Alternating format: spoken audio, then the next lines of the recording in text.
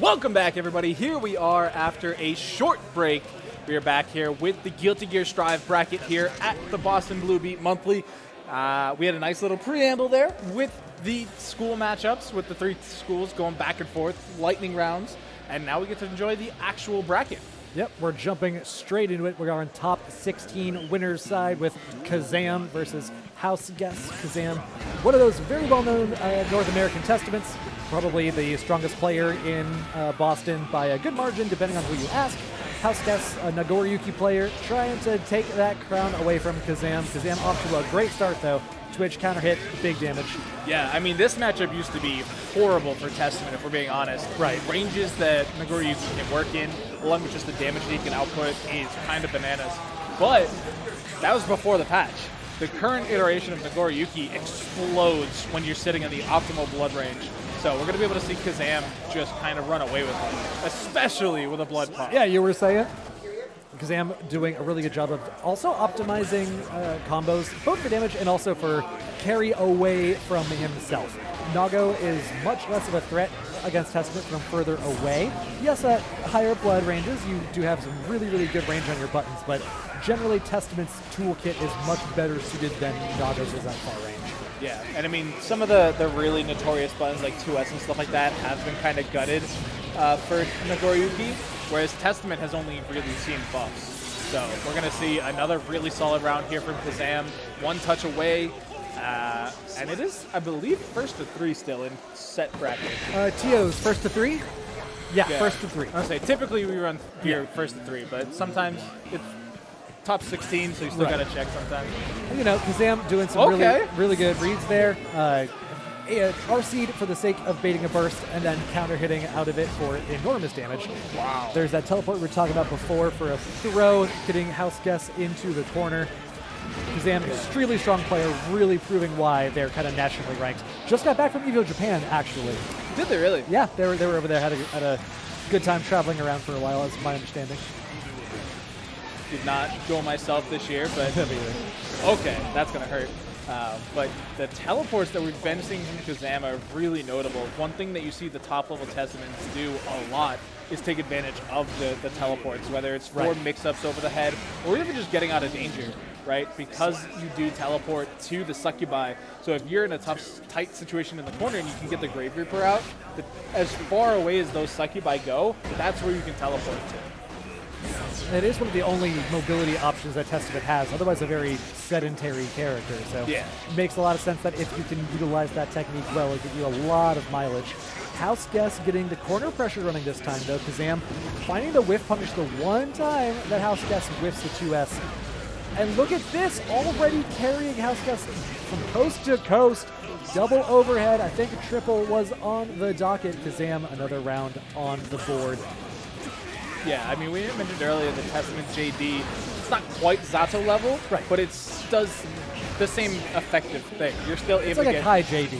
Yeah, you're still able to get the multiple overheads in a quick sequence. So we do see a great DP starter there from hausguests. The poor burst, however, they got a little lucky that the Grave Reaper was already in motion because that could have hurt even more. Proccing the Stain with the run-up to get a full wall break from halfway across the screen. Just Testament things. Kazam, very heads-up play. Has a meter again, doesn't even need it. Just the Grave Reaper gets us to 2-0 already in favor of Kazam. Kazam working their way very quickly through these life bars. And, I mean, Nagoriyuki definitely was going to require some readjusting to from players this season due to the health changes. Right. But so far, hausguests, I think they've been doing a pretty good job since the first game. Like, the first game they did get a blood pop, which is kind of, you know, the nature of the beast now, but look at this, they're taking advantage. Just blocks coming out for Kazam. That is one of the best methods of counterplay against Nago's Slash series. Allows you to have a punishment you usually wouldn't, and the reversal super for Kazam means that he gets to run this mix-up game. Not again. Not like this. Gets the throw into the OTG Grave Reaper. Great knowledge from Kazam to know he can get away with that. It's like Kazam's back playing Milia again before the switch. Yeah, I mean, Milia's definitely not in a great spot this season. So, although he swapped last season. So, but Stain applied, keeping House Guest Nago at bay. I love this like footsie shimmy that Kazam's got going on, dancing right outside of Nago's far slashing 5H range. This is basically a checkmate scenario for House Guest Kazam, managing to keep him in the corner and Stain that whole time. When you got that high blood, you can't clone out, you can't dash, you can't Fukio out. There's really not a lot Nago can do from there. So Kazam, very, very convincing and comfortable win in that situation. Yeah. I mean, you saw them able to, kind of just spam Arbiter Sign, and it's always going to be the high-low guess. Right. Like, you do get, 20 frames or whatever to try and, react, but... There is a fuzzy timing, but it's not necessarily consistent, I believe. Yeah, and that's if you even know it.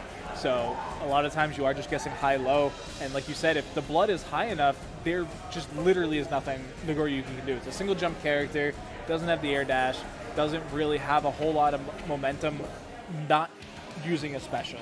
Right. And you could have gone, speed-wise, you can always go Fukio into Beyblade. That gives you full screen and a snap. And hope it hits so you can get a blood pop setup, maybe.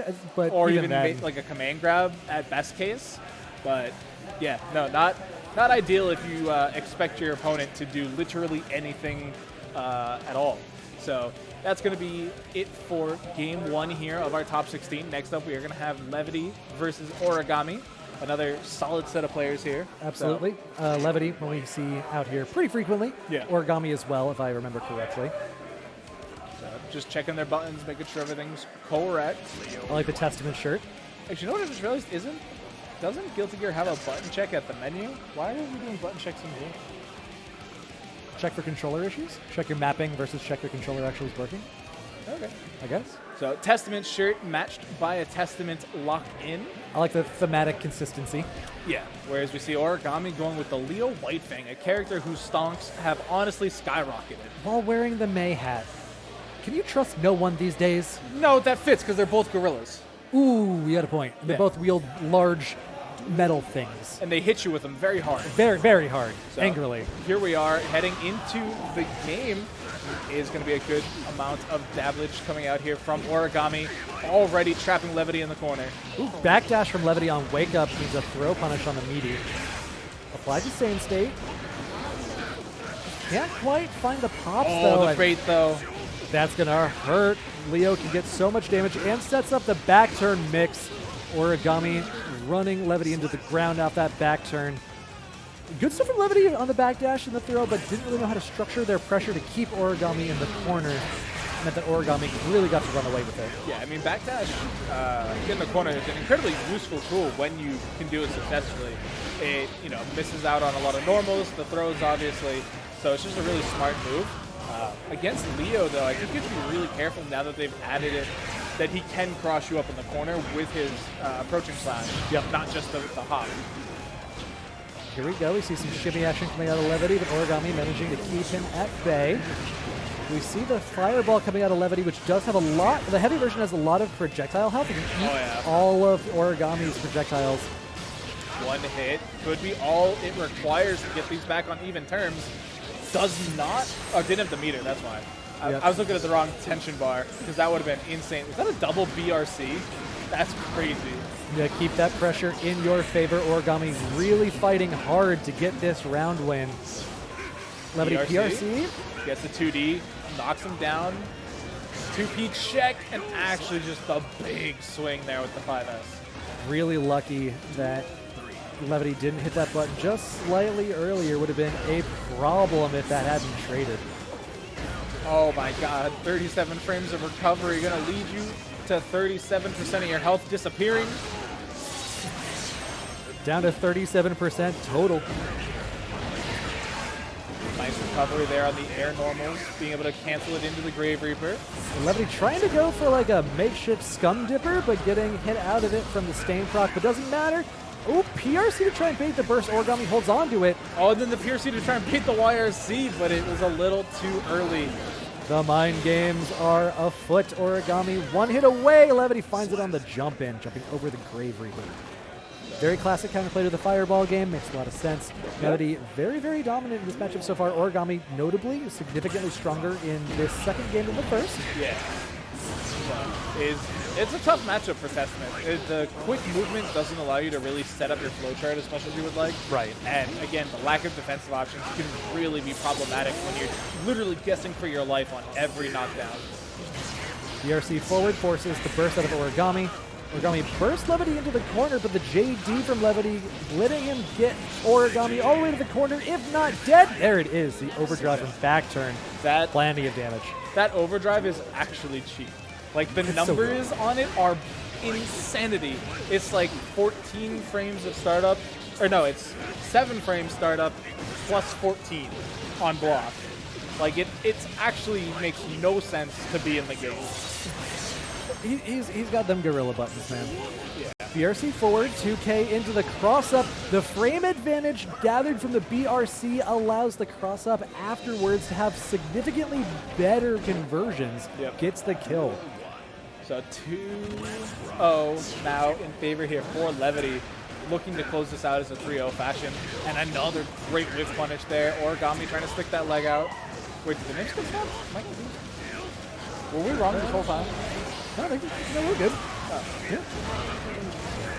Teleport means Origami gets out of the corner. But the 2D from Levity on the approach sets up the back turn. He cancels the back turn. Yeah, I mean, has the back turn again. Oh my god. Tries to scoop him up there with the overhead. Not going to work out this time. Forced to burst to try and stay safe. Now has to deal with the stain state. That's bizarre. The first flash kick of the series. A very un-Leo series for that exact reason, but that does convert for Levity, yeah. Keep it for when you need it. Now it is set point here for Levity, who immediately spends another flash kick round start. It looks like Origami was trying to bait a burst that Levity didn't even have. Oh, punishing the flash kick. Levity keeps the corner, doesn't quite break it yet. That's a wall slump setup of the 2Ks. Yep. Does force the burst out of Origami, too. And then, yeah, just misreading the situation. That was way too close to be trying to go for an Arbiter sign against Leo Whitefang. Does go for the command grab, which would have closed it out, but cannot quite connect. Only needs one more, and there it is. Yeah, could have chosen to take the corner with the crosshair slash, but chose to just keep it straight, just go on for a little approach meaty, doesn't need to do anything fancy. Runs a very basic game plan at the end to close it out after a little bit of a cross-up shenaniganries and BRC conversions. It was actually really cool to watch. Every now and again, I watch someone play Leo, and I ask myself why I'm playing anyone other than Leo. Yeah. He has a very complete toolkit that is very, very cohesive. Yeah. It really just feeds into itself so well. Yeah. It's really interesting because there was a season where he just was okay. Yeah, he was fine. It's just that everybody was so much better, right? Like, that was like Nagori Yuki and Happy Chaos was in every match. Like, every top 8 was just those two characters. So, like, Leo was like... And there was at the beginning of the game, he was strictly overshadowed by Soul. Soul and May were really, the big ones there. And then there was the change 2 seasons ago where it was actually a 2D nerf to allow his cross slash to cross you up in the corner. Like, they allowed him to steal the corner, and people focused on the 2D nerf for some reason. And I was like, that doesn't really make a whole lot of sense considering he can now cross you up in the corner. Like, think about the potential. And now that they looked at the potential, we're seeing a lot more of them. Granted, we had players like Razzo who were able to make really deep runs in some really important tournaments to really Tempest is probably the most consistent North American player. Yep, another really incredibly strong Leo player that has made some really deep runs. And it was kind of one of those situations where it takes players showing how strong the character is for the rest of the people to really kind of latch onto it. And now Leo is quite near the top of most tier lists. Yeah. It looks like we are setting up for our next game. It'll be Echoes versus Grandino. Not players I know the names. I don't think I know them in-game very much. How about you? Not offhand. Okay. Maybe once we see the characters, I'll kind of remember. Jog something. Yeah. But I mean, again, it goes back to New England having some really great character variety. I heard another Leo. Oh, it's Amelia. Amelia and a Kai Kisuke. So, all right, no, I know Echoes then. Yeah. We've cast him before, yeah. So this is an okay matchup for Amelia, I think. We've talked about Amelia not being quite where she would like to be. That said, she's no slouch this season. No, We've been seeing a lot of players get some pretty decent results with her. Going up against a Shoto, I am curious to see how they set up their offense, though. Because there is always the threat of that DP. and Kai's typically let it rock. They're not afraid to throw it out there. Especially when the risk reward against Amelia is really high. Like, Amelia has good damage over time, but doesn't really have burst damage because she's, based around set play. So if you get your DP punished, it'll hurt, but it's going to end up in a knockdown and a bad Oki situation. It's not going to end up in you just losing the round. Yeah, and then you just get to do it again. You just get to DP again. Yeah, exactly. So right now, though, you are on the defense. Amelia, definitely a tough spot defensively. As a character, doesn't have a whole lot of tools to really stay safe. Does get caught there, and the BRC instant overhead is so potent if you don't know to look out for it. And even if you it's called instant for a reason, and it is a really great tool to close out rounds. Yeah, and I mean, I think Kai does enough to catch you low that you're kind of more worried about that because that loops into so much that you're not exactly worried about, Well, the only overhead you're looking for is Fujar, which is reactable. And then if you're, caught with the instant overhead from the BRC, which is not reactable at all, you have no reason to be blocking high. That's just what it is. It's like you just kind of have to hold that. But the Kai grapples coming in here, the run-up throw, nice bait on the YRC, and that was a pretty fast game. Yeah, Grandino just played correctly. Yeah. There's nothing more to say. He just did the things he needed to do and won the round because of it. Yeah, he did more damage than his opponent, and here we go, trying to do it again. And with the shock state already applied, that's pretty GG for Amelia, right? Like, she doesn't have a lot of ways to approach safely against Kai when she's shock stated, because everything he does is going to add plus damage. Right, and we also just saw that the stun edge can counter out the approach from the hair car, which is one of the best tools Amelia has in order to get in.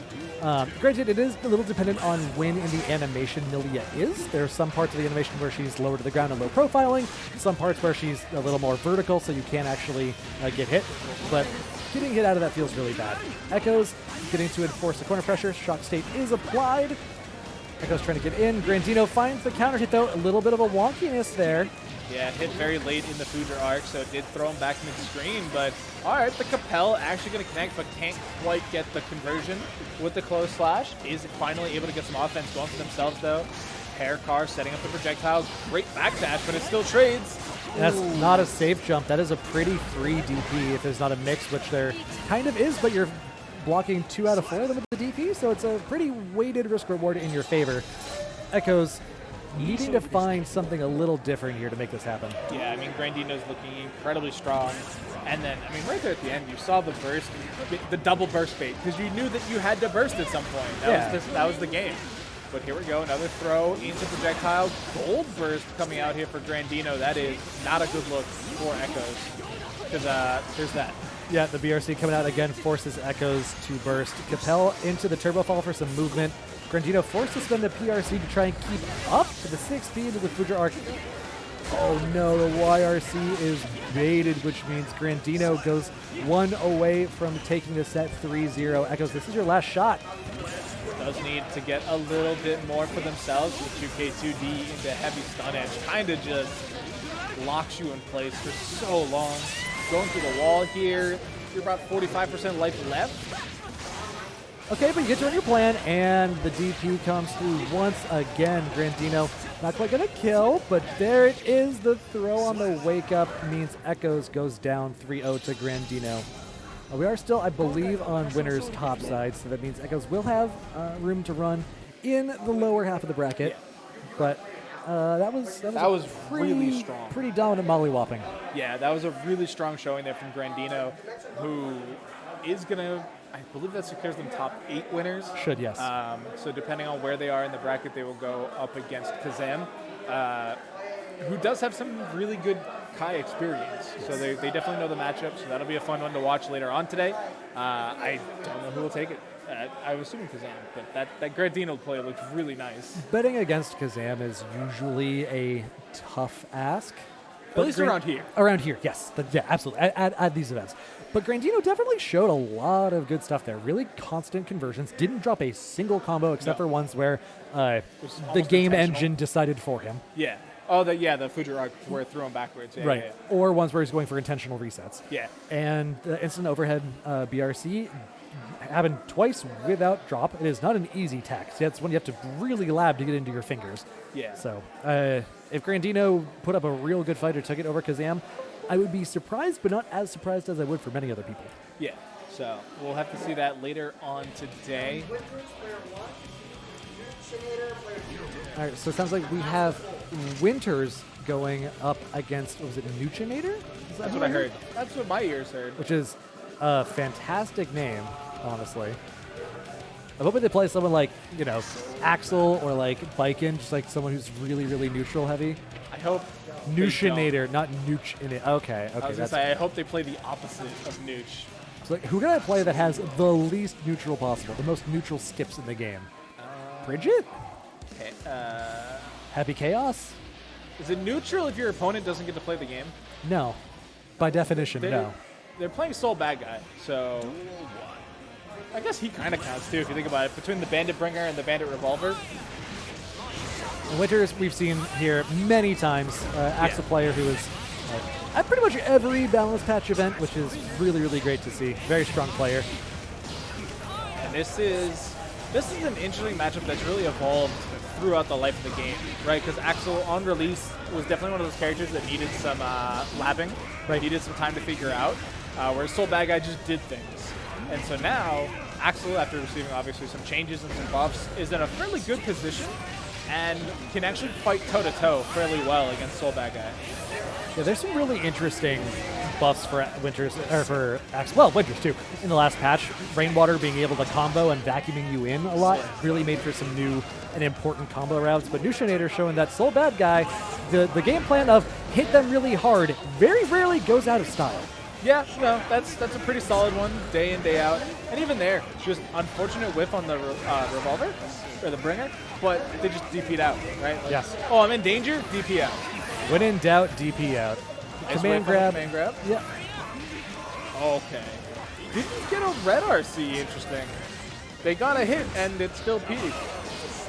Burst out of Nushinator. Success. Might not matter, just one more hit. Make it 2 for Nushinator will secure the round. The DP. Bandit Bringer to DP like 3 or 4 times there, working every time. Yeah, well, because the Bandit Bringer is not, it's not super safe. Right. Like it's, especially depending on the range, that's a crazy round start. The 6H. 6H round start is really, really good because if it does find a counter hit, it's only like a 3-frame button, so it can get nasty things done. But if it doesn't land, you're in trouble. So yeah, you're in danger. It's a high risk, high reward. Okay. Using the snail there to actually beat up the Bringer. That's a nice little adaptation that we've seen so far. It does require you to have the Rinsen already out there, but that Gunflame PRC mix was kind of nasty. Yeah. Run up, short hop, go for an empty oh, you're throw. So far away. Okay, but not actually knowing the punish. You can jump in after the first part and actually get a really big punish. Like we were talking about with the Eno Super earlier in the day during the exhibitions. Wow, that's a huge pickup. Even with the side swap, oh, it wasn't quite enough to close it out. No punish on the whip dust. One more hit on either side should do it. Make it 2. I had to say it. Chip is actually a factor here for Nushinator too. Fafnir.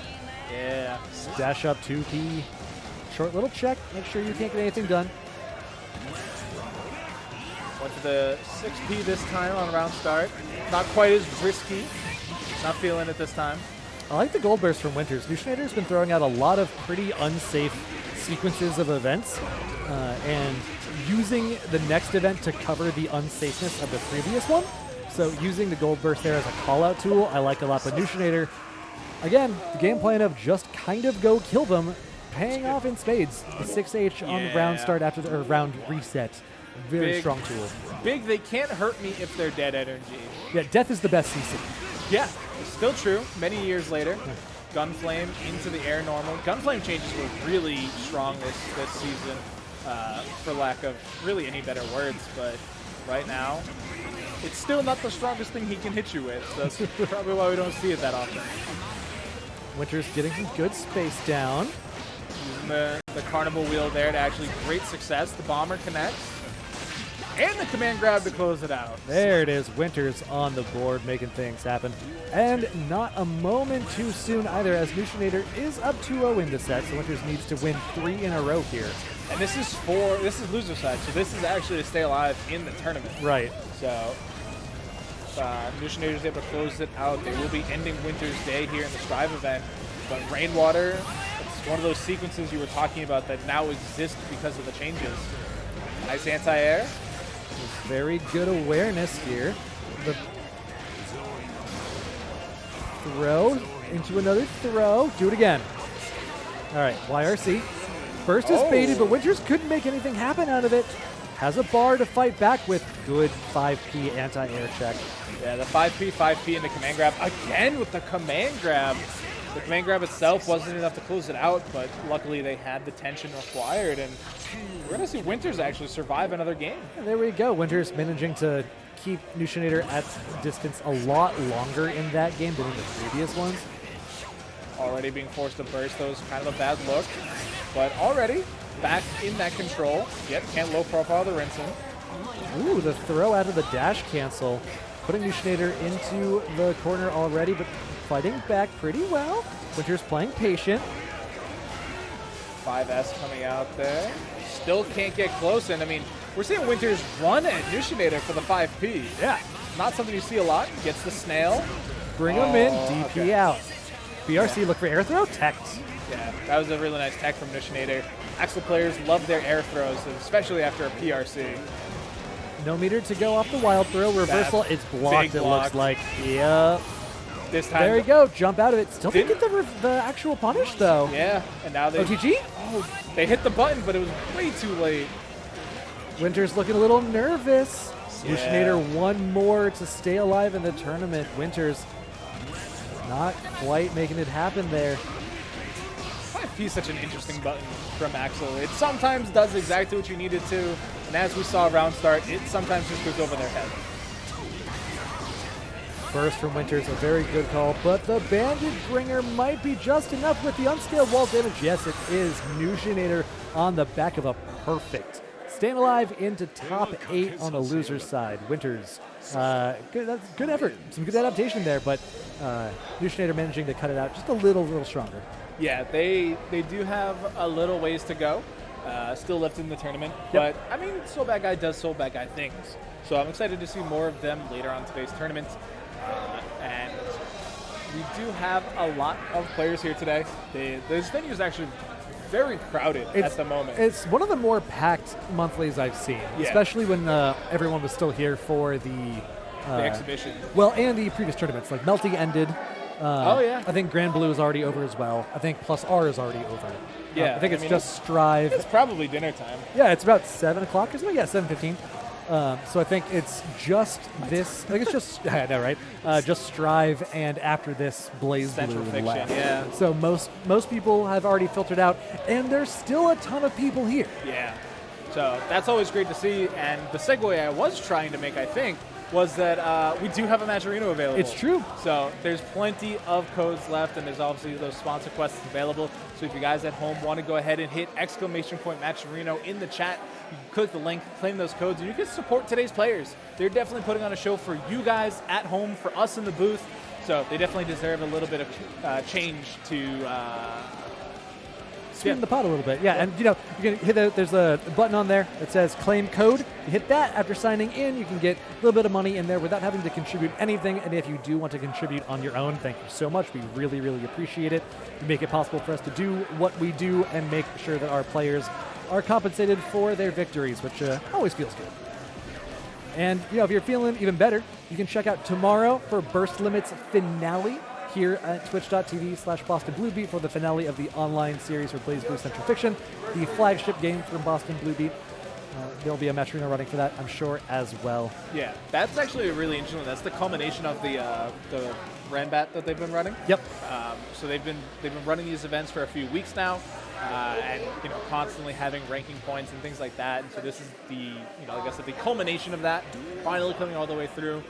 Just like this is going to be the culmination of us waiting that break time. Yeah. So we're going to have Kyoshine versus Noxx. As you can see on the screen, it is Ramnathal versus Jacko.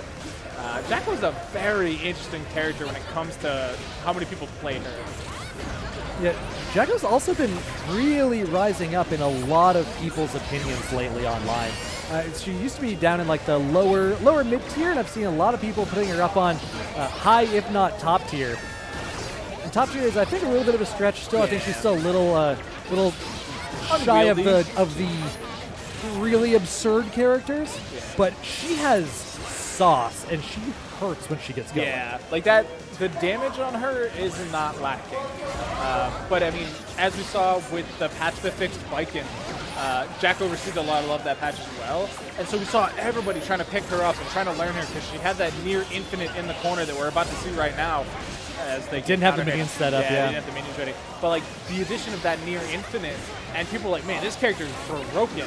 And then as more people played her, they were kind of like, oh, wait, no, there's still a lot of work required for this character. I don't get to just play a one-player game. And so they kind of dropped her. But the players that kept with her are kind of insane. It looks like Kyoshine going to find this round, tying it up one apiece in the first game. The biggest difference made for Jacko recently, actually, she now starts with her minion gauge full. Yeah. When she released, she started with no minion gauge, and had to build it back up, which made it so that she couldn't run her game plan from the start of the game. Now that she has access to her little goobers every time she wants them at the beginning of the game, it makes her so much more threatening. Yeah, I mean, imagine just not having access to half your kit for the first 10 seconds of every round. Happy Chaos having no bullets at the beginning of the game. That sounds like a great idea. I think the better comparison would be concentration. Yeah. Because it is a naturally filling bar. But even still, yeah, imagine no concentration at round start for Chaos. That would, yeah, no, maybe we should do that. I like that idea. That's a good start. In the meantime, great start for Noxx going out 1-0 in this set. Very, very pretty convincing strong. too. Yeah. Yeah. Kyoshine looked very, very strong on offense. Very proactive play, was really, really good. Doesn't seem to know a lot about how to fight against Jacko, which is very fair. She is extremely difficult to parse out unless you've really spent a lot of time in the lab against Jacko. Or you have a solid one in your region that you can play often enough. Right. But the biggest critical piece is to knock the minions out before they're a thing. Right. Right? Like if you're letting Jacko sit mid-screen, full screen away from you, you have to be aware of how to actually kill the minions as they come at you. Ooh, baited the reversal, throw into the corner. This is where Jacko is the scariest, gets to put up all of this pressure, and it's so hard to tell what's real, what's fake, how to block. Still gets a back throw out for Kyoshine. Yeah, very well done. Has the meter, not quite enough, just a sliver. Kyoshine's going to need one more hit. But there's always the factor of chip now as well. Look at all that tension being spent just for the faultless defense. It eventually runs out, and Kyoshine's able to close out the round. And maintains a burst advantage. And Noxx obviously going to have it, and Kyoshine spending it early in round 2. We talked about it before. I like that call a lot. It means you'll have plenty of time to build it back up in case there is a round 3. Minions are set, minions are gone, minions are set, minions are gone. I mean, Kyoshine. Noxx spent the burst, literally the frame they got it. Yeah. Great reversal, spends the 50 tension, now you just get to run the offense back, hits him with Sadaru. And that Ramlethal corner pressure is very scary too. Doesn't have the swords, picks them up right as they escape the corner. Soccer kick coming in here, locking them down. You do have the tension, which means we are going to swing the red flag. Now we're going to be able to see what Noxx can do. Gets the forward throw. How many more minions you got? One disappears as another one shows up. That's gonna do it. Fight them, my goobers. Surviving. Absolutely nutty what this can do when they get going, especially with that install super. When you get that regeneration on the bar, it's really scary. 2K2D means Kyoshine back in the corner. I thought this was my pressure, but no, Noxx got it going. Oh wow, that is a huge counter hit to the beginning, and then scooping him with the 2D. Good old helicopter head. And now forcing the burst out of Noxx. Yep, I like that decision a lot. It means you don't have to fight out of that Ramlethal pressure. You get to go back to neutral, where honestly Noxx has been looking really, really good, winning lots of neutral interactions in the set so far. And it was a true neutral position, right? Yes. It wasn't like you were already back against the wall. But there we go. We got a couple pieces of the Rekka right into the Daru. But now that we're trapped against the wall, we got both swords, forward throw. When do we see the tension usage from Kyoshine is my question. And the answer is maybe not. Prefer a YRC, perhaps? Another minion set up. One's down, one's back up. 6P keeps it from getting set up. That's a really, really important moment for Kyoshine to stay in this. The JDs are working out. Not quite enough. close enough to the wall, and this is a bad spot because the tension bar is gone. But it's actually going to be the 2K coming out from Noxx. No way! That was robbery. Oh, that was absolutely nuts. Abare, the 2K fighting just that small sliver of space for Noxx to go up 2-0 in the set. Kyoshine gotta feel that one. Yeah, Kyoshine can't feel good about it either. Having to get in here with no swords available, trying to do it again. That is horrible for Kyoshine. Kyoshine, you have to block! They do finally get the swords back, but as soon as they do, they get caught by the 2D. Can't quite pick up the link, but everything is going wrong.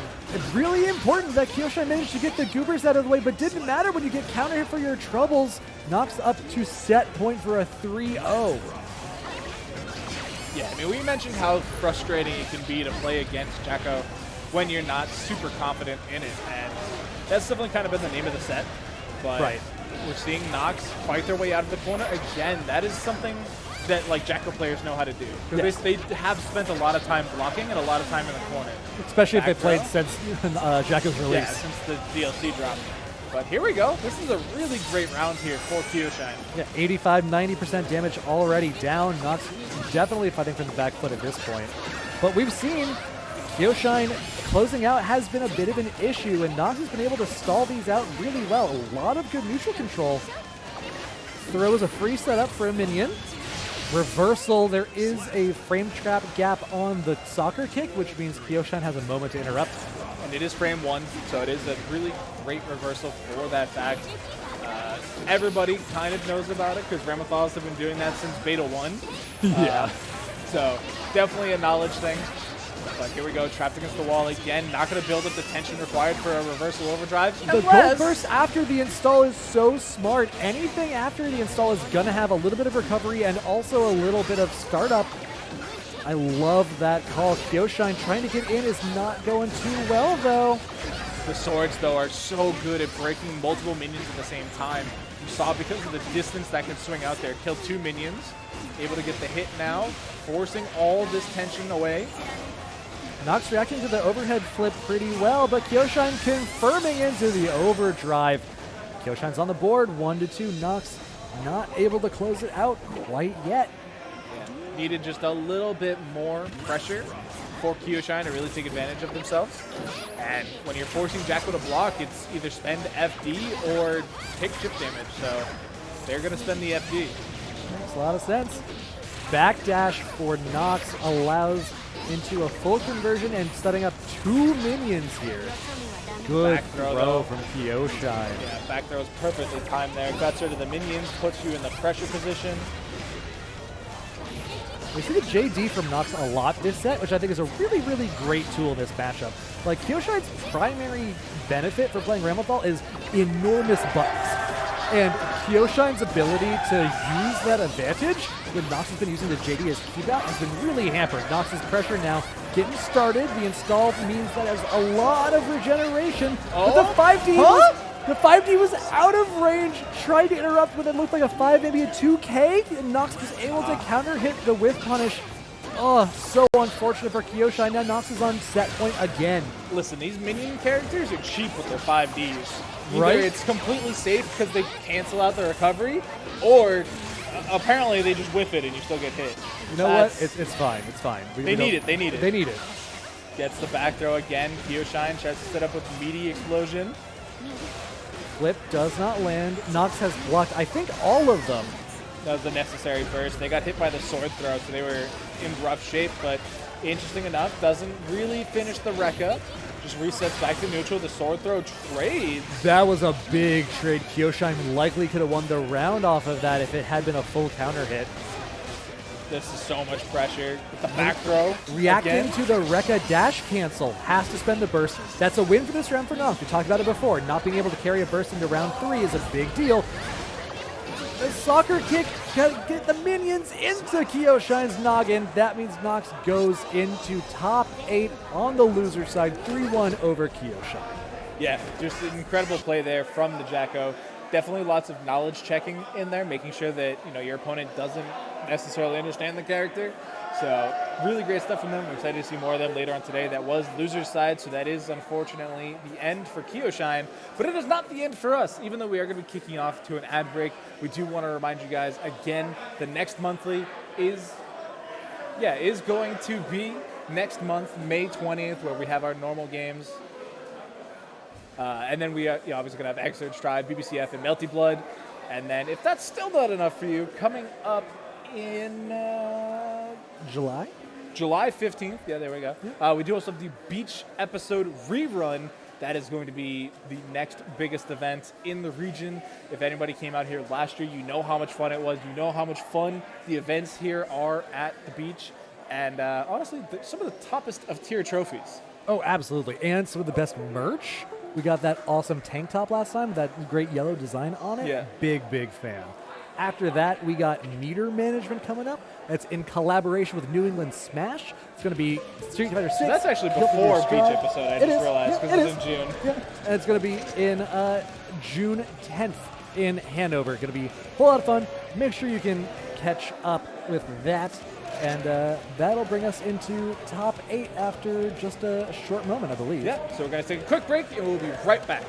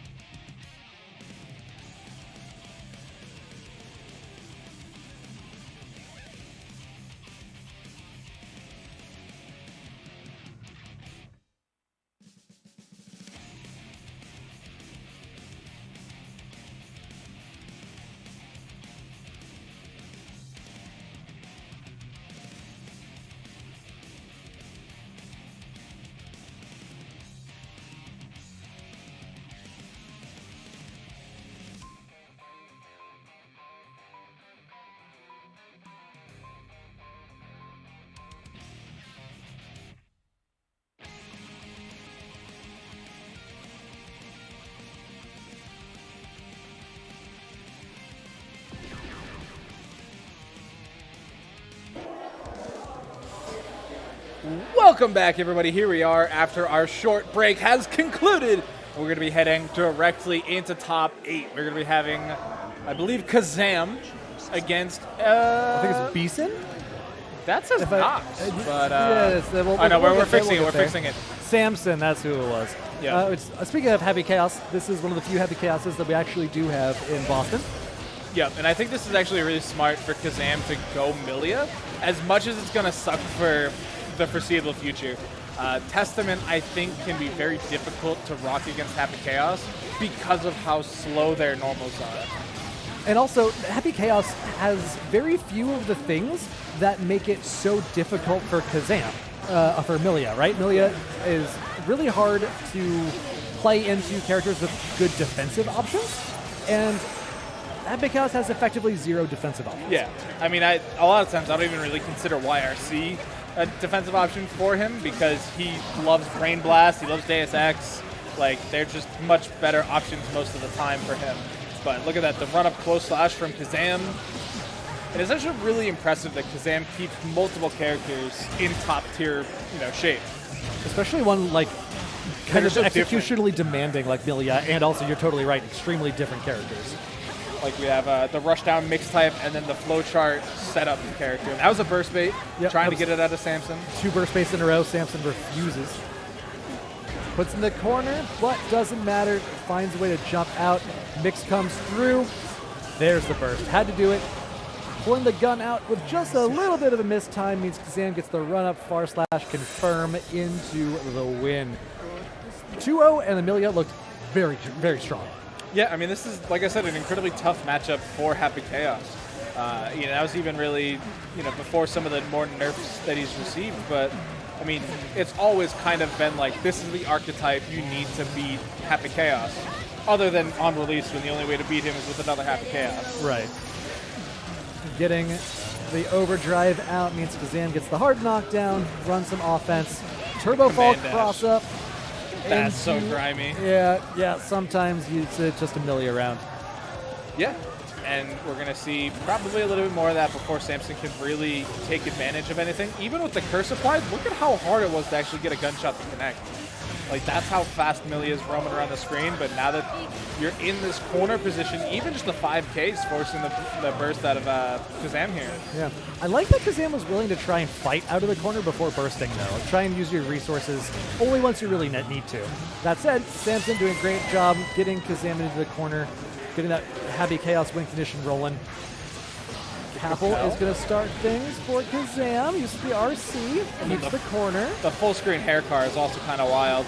Little nutty, yeah. Nice little Capel there. The throw attempt from Kazam, really interesting. And so I'm wondering if we're going to see, did you see the 5 Dust RC tech on Twitter the other day? I don't think I did. So you can cancel 5 Dust recovery with an updrift red RC. Really?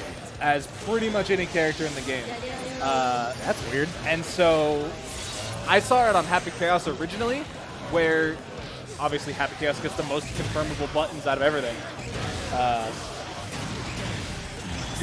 So as production's saying, it was technically Kai first, but it's, like I said, fairly universal. And you do tap dust in the corner, updrift our red RC, and then you do like 5K most of the time or something like that, and it's an instant overhead. That's disgusting. The same way Kazam's Milia is. 2-0 again. Kazam off to a really, really strong showing with this Milia once again. Forcing the burst within the first 5 seconds of the round is a huge W for Kazam here, as they're able to just keep the pressure going, gets the counter hit, and man, the schmix is real. Corner pressure is very strong here. Resets again. Samson finds his 6P. Kazam spends the burst for it. Now Samson looking to get that corner carry. Can't quite find it.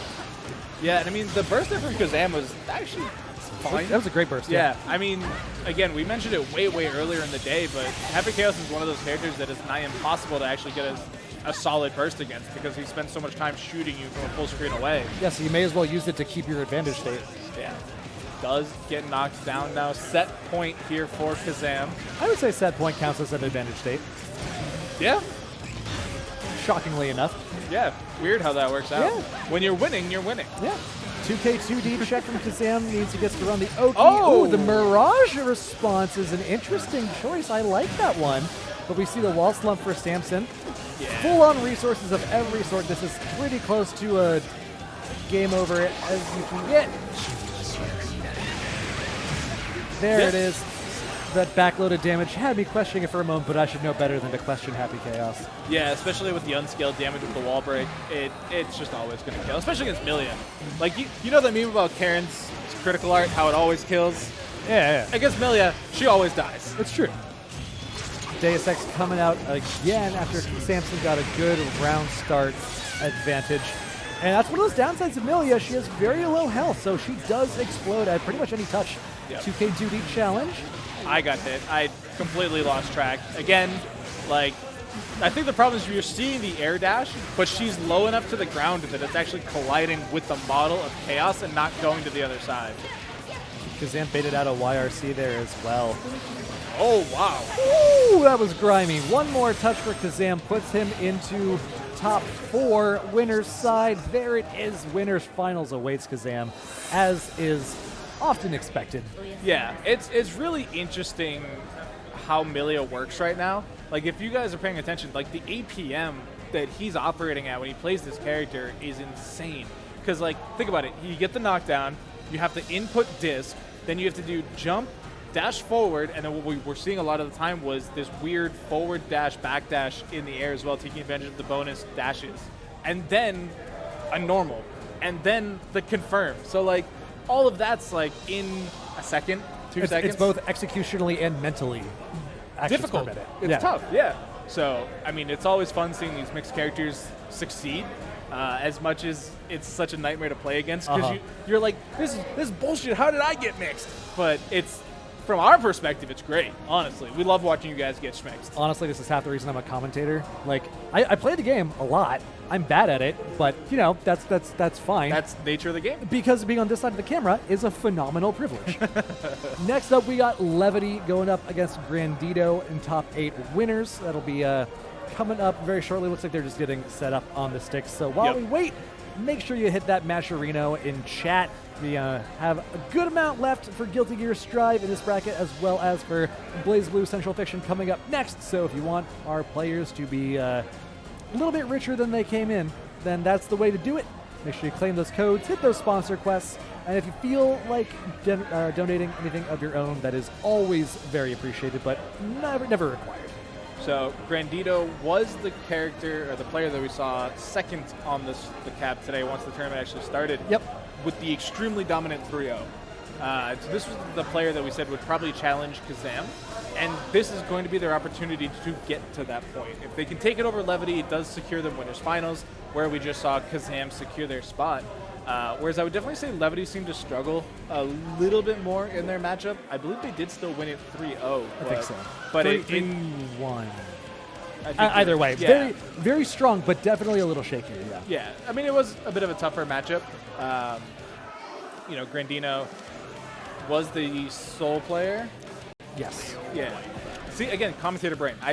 I'm usually writing all this down. I just didn't think to bring, like, my note-taking Kai implements. Kai player. Was it Kai? Right? Maybe I'm wrong. Yeah. I knew it was a Shoto. Yeah. But so we got Leo Whitefang versus Kai, which I do generally like Leo in this matchup, just because the opportunity to mix Kai means that he doesn't exactly get a lot of chances to apply Shock State. But Grandino did just look so incredibly strong earlier. I don't know if I should doubt that or not. This is a match that I feel pretty confident is going to be based on character skill, not player skill, not character strength. Crosser coming through for Levity, pushing Grandino into the corner. Already steals the corner to keep the back turn pressure. You knew he was going to cross up again so he can get you into the corner, but it didn't even matter. Dash up, break that wall by yelling at the ground. Listen, if you yell loud enough, an explosion will occur. That's what true. Dragon Ball taught me. See that coming. That was good. The very far-reaching 2D coming out here. Going to be able to confirm it into the whirling blades of death. Round 1 quickly on the board there for Levity.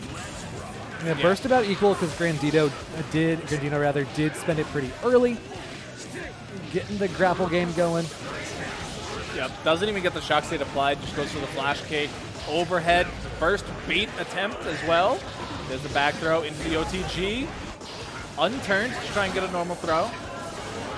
Oh, you have a DP? Cute, says Leo Whitefang. JD it falling down into the fireball. Didn't get hurt fully, but that was kind of crazy. Crosser steals the corner, and the schmicks from back turn means Levity going up 1-0.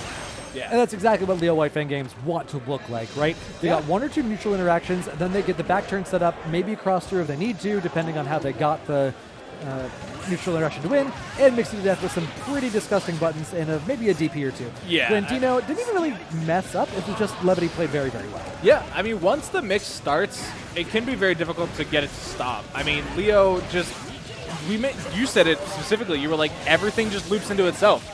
Like, everything he does makes him get to do more.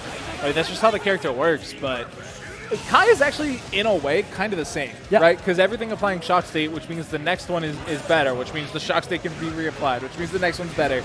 But it's conditional, right? You have to get that first iteration of shock state before you can loop it all again. Yeah, and the tools that Leo has for his initial setup into back turn are generally a little bit easier and stronger than Kai's initial application of shock state, until you can get a fireball to land, in which case, maybe it'll be fine, and then Levity just walks up, headbutts you a few times, and that's no longer the case. Yeah, I mean, even there, we saw Levity challenge getting hit with a stun edge with a projectile of their own, and it just kind of stalled the entire approach from Grandino. And again, just stealing the corner, gets the overhead. It is incredibly tough to play against Leo right now. Yeah, now Grandino did very good awareness on the cross-through throw. In the previous game, he did get basically a two-touch onto Levity because Kai's damage can be ridiculous, as we're seeing right here. Easy 60% take, down to maybe even 25% life. Does get another nice catch on the backdash there, and that'll do it. Yeah, Levity's over-representing that backdash. He's done it on Wake Up, I think, 3 or 4 times in a row now, and Grandino has caught it every time. Yeah, I mean, that Leo's is one of 2 defensive options, right? It's either backdash or flash kick. Or you could block on Wake Up. No. I didn't pay $60 to block. That's true. That's not how Leo White Fang rolls. Does catch the roll through before the actual roll through. Uses the JD to try and apply pressure. That time he actually gets challenged by the JP. Levity doing a good job of fuzzy jumping out from the corner there. Grandino forced to spend the burst. There we see that projectile dominance coming out from Leo White Fang. Such a strong tool. Ooh. That was really kind of slick. We saw the nice PRC DP from Grandino, but Levity got out of it with just a simple burst, and here we go. Gets the hit. That's actually going to be enough. Yeah, the basketball dribble loops coming out of Leo are always fun to watch. I'm really, they've been there since like day one. They've never gotten less fun to watch. Was that a day one thing? I thought that came later. Nope, that was day one. Okay, gets the knockdown, which is a big opportunity. Fudra arc still plus there because of the shock state, but not enough. Leo will always go forwards. And ending combos with the flash kick is one of the easiest ways to set up that back turn. Grandino messing up the BRC overhead for the first time so far. Yeah, it's tough. I mean, you said it earlier. It's difficult tech to really kind of master. One more touch for Levity. Burst for Grandino. Okay, tried to get fancy with the backdash in the air into the JD, which tunnels you down into the ground, but was kind of low. Oh, that's grimy. The overdrive into the RC, so you could set up the back turn cross-up. That is a really, really difficult to react to sequence of events. A lot of things going on you have to pay attention to. A lot of options available at every decision point in that sequence of events means really hard for Grandino to know how to respond correctly. Levity closing that out. One more to move on to winners finals against Kazam. Grandino fighting to stay in it. Yeah, I mean, that overdrive from Leo is like the comeuppance for having the other one. The other one is so good that this one just can't quite exist in the same state. Overdrive 2 pays for the sins of Overdrive 1. Exactly, and so stealing nice the corner. Oh my god, this round is just about over. And now it's over. Levity, one away from Grand Finals. Grandino, one more round that he needs to fight back in. One round at a time. Does block the 6P, which is actually kind of tricky from that scenario. Yeah. Stun edge applied. Really good job blocking the cross-through slashes. Or grabbing, rather. I mean, both of them are kind of impressive at the top level. Does get caught low. Flash kick combo puts us in the corner again. 2P challenge works out here for Grandino.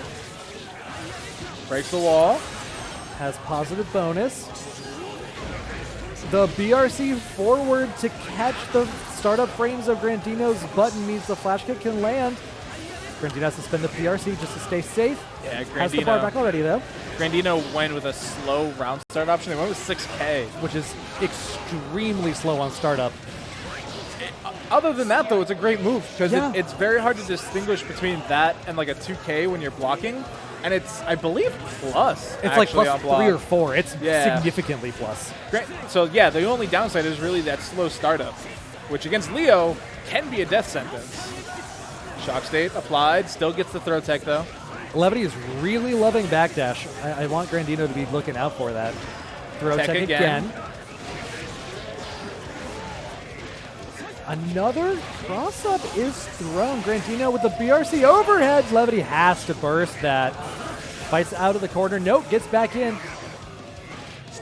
Gets the Another throw. one. Grandino is on top of it. Yeah. Plus frames. I mean, the run-through throw tech is something that, you know, was discovered fairly early on. Right. That was something that, you know, everybody seems to know about, but they, like, don't play against enough Leos that it's, like, warranted practicing for them. Right. But the timing is fairly similar all the time, too. So if you're aware of it and you practice it, as we're seeing Grandino work on right now, it's consistent. They can do it all the time. And it's really kind of stalled Levity. And Levity did manage to run under the Fuja arc there, but Grandino gets the gold burst. Okay, flash kick. Levity can't find the spacing for the back turn, but gets it off the throw. Grandino wake up throw, denies the back turn pressure entirely. 5D into the RC. Has the overdrive, doesn't spend it though, keeping the meter for mix. BRC's forward. He backdashed. Is he in the recovery still? He is not. Levity can punish, but he doesn't. He just goes for the side switch. Into the whirling death. This is gonna hurt. I don't think he's alive, but still. Doesn't feel good. Battered and bruised. Yeah, the run through not gonna get thrown that time, and then the 5K. Levity 1 away from winners finals. Grandino Nice this time interrupt. just interrupts it. Yeah. Still has to worry about flash kick though. Now looks like Levity is starting to run some throws of their own. 60% done already within 12 seconds. Levity looking to close this out with great discretion. 2D.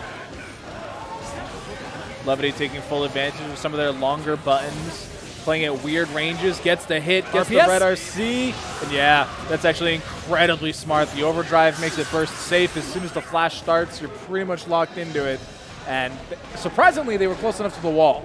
Yeah. I think without the wall break, that actually wouldn't have killed and given another chance to Grandino, but no, great check there from Levity to actually get that done.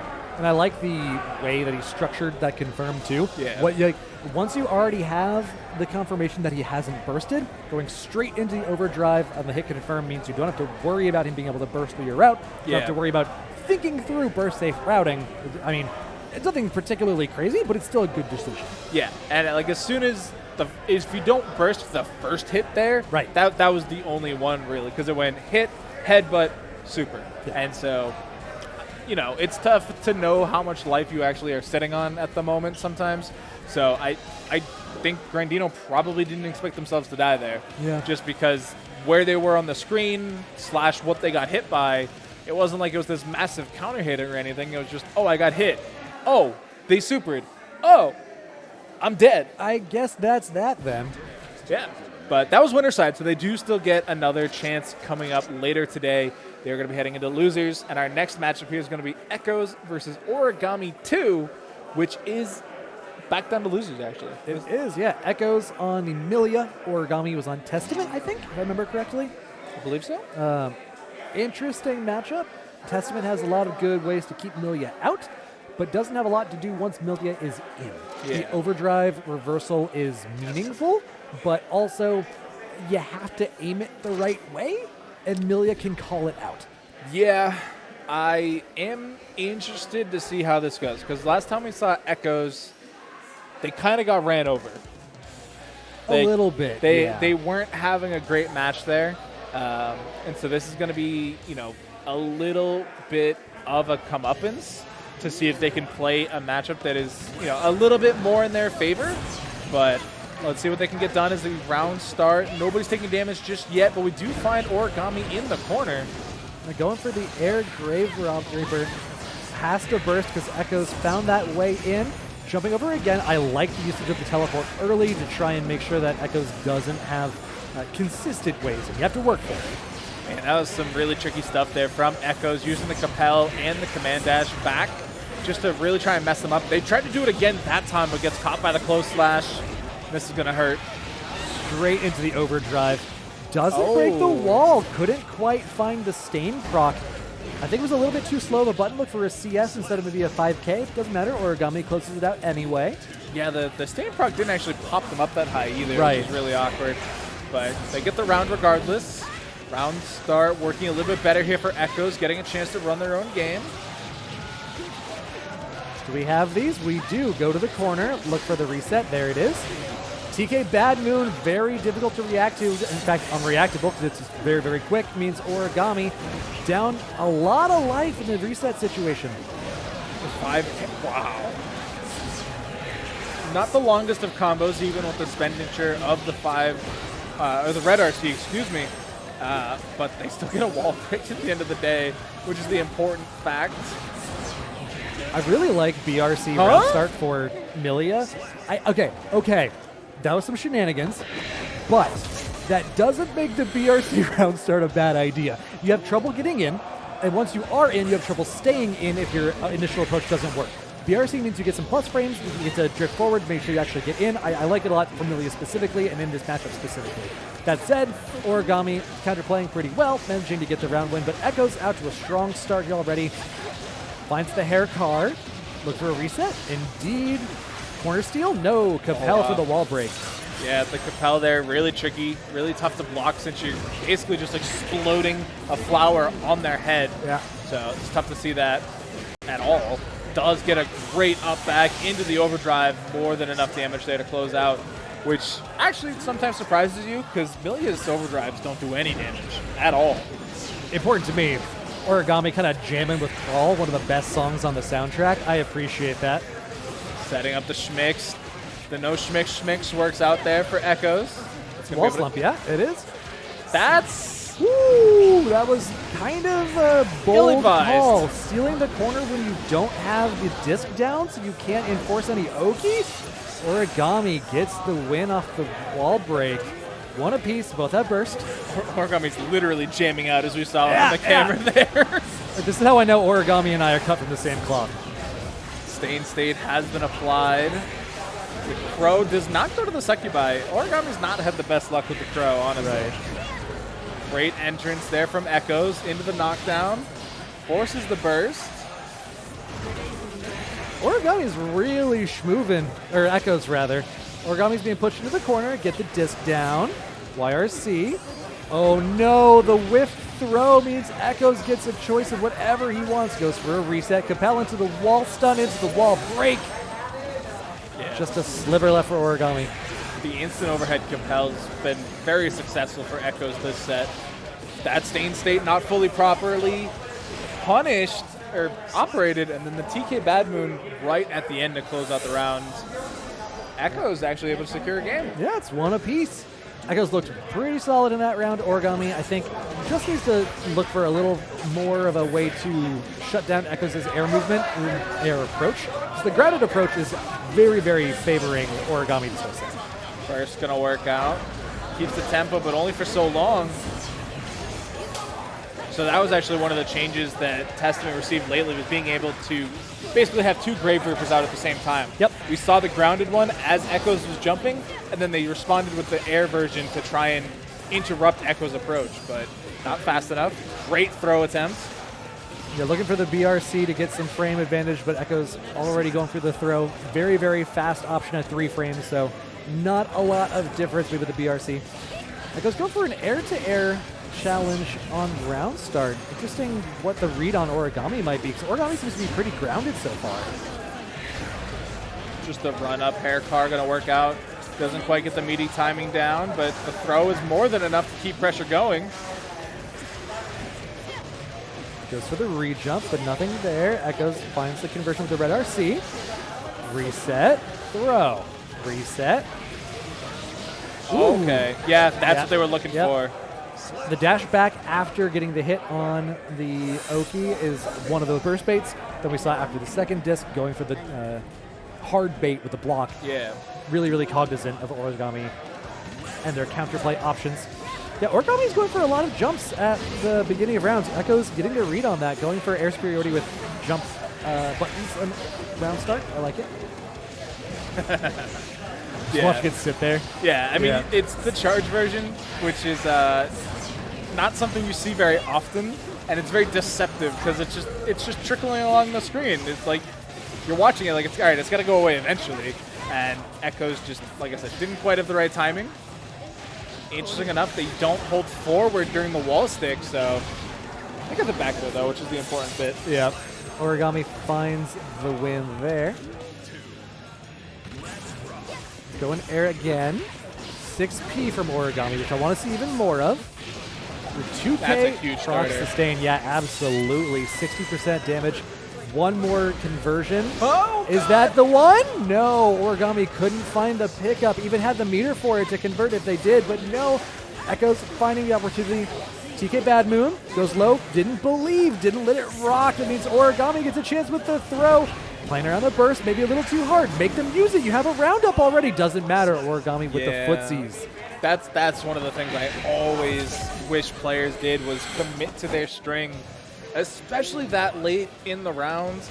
Like, either Echo's bursts there and you get flown away and you win on the next hit anyway, or you just win the round. Right. Like, I feel like when there's that little health left, there's really no reason to bait it. Just do it, especially when you're up around, like you said.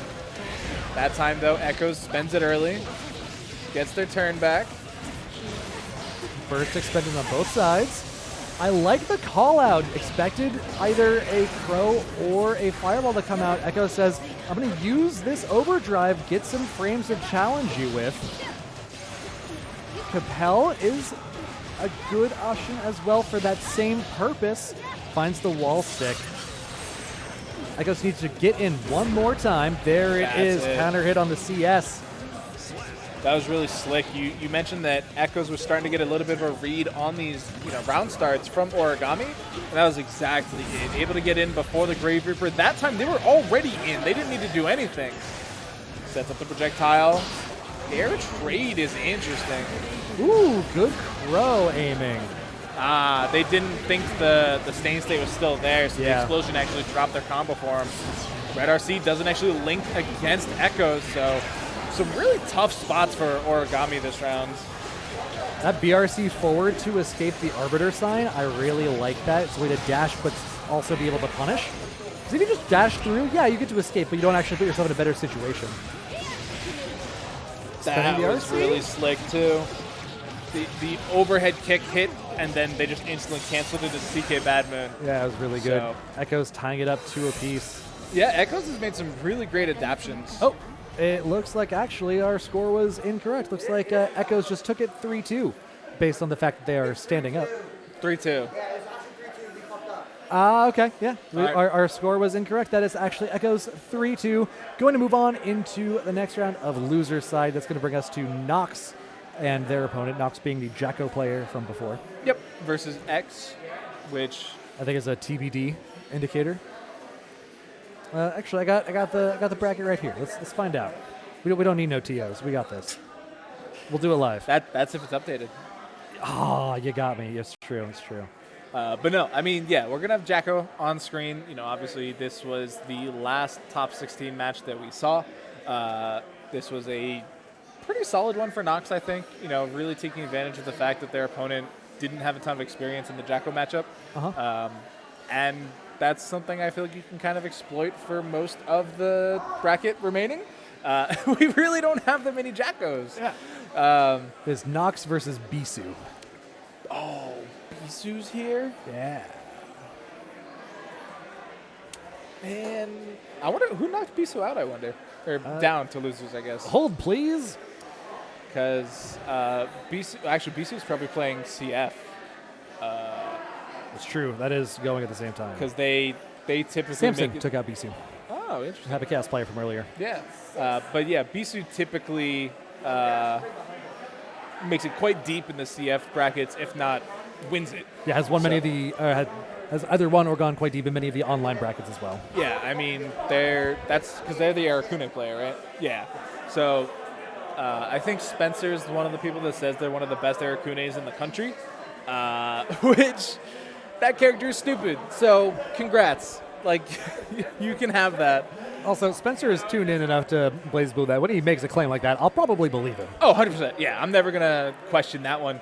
But, I mean, New England in general is a pretty strong CF region.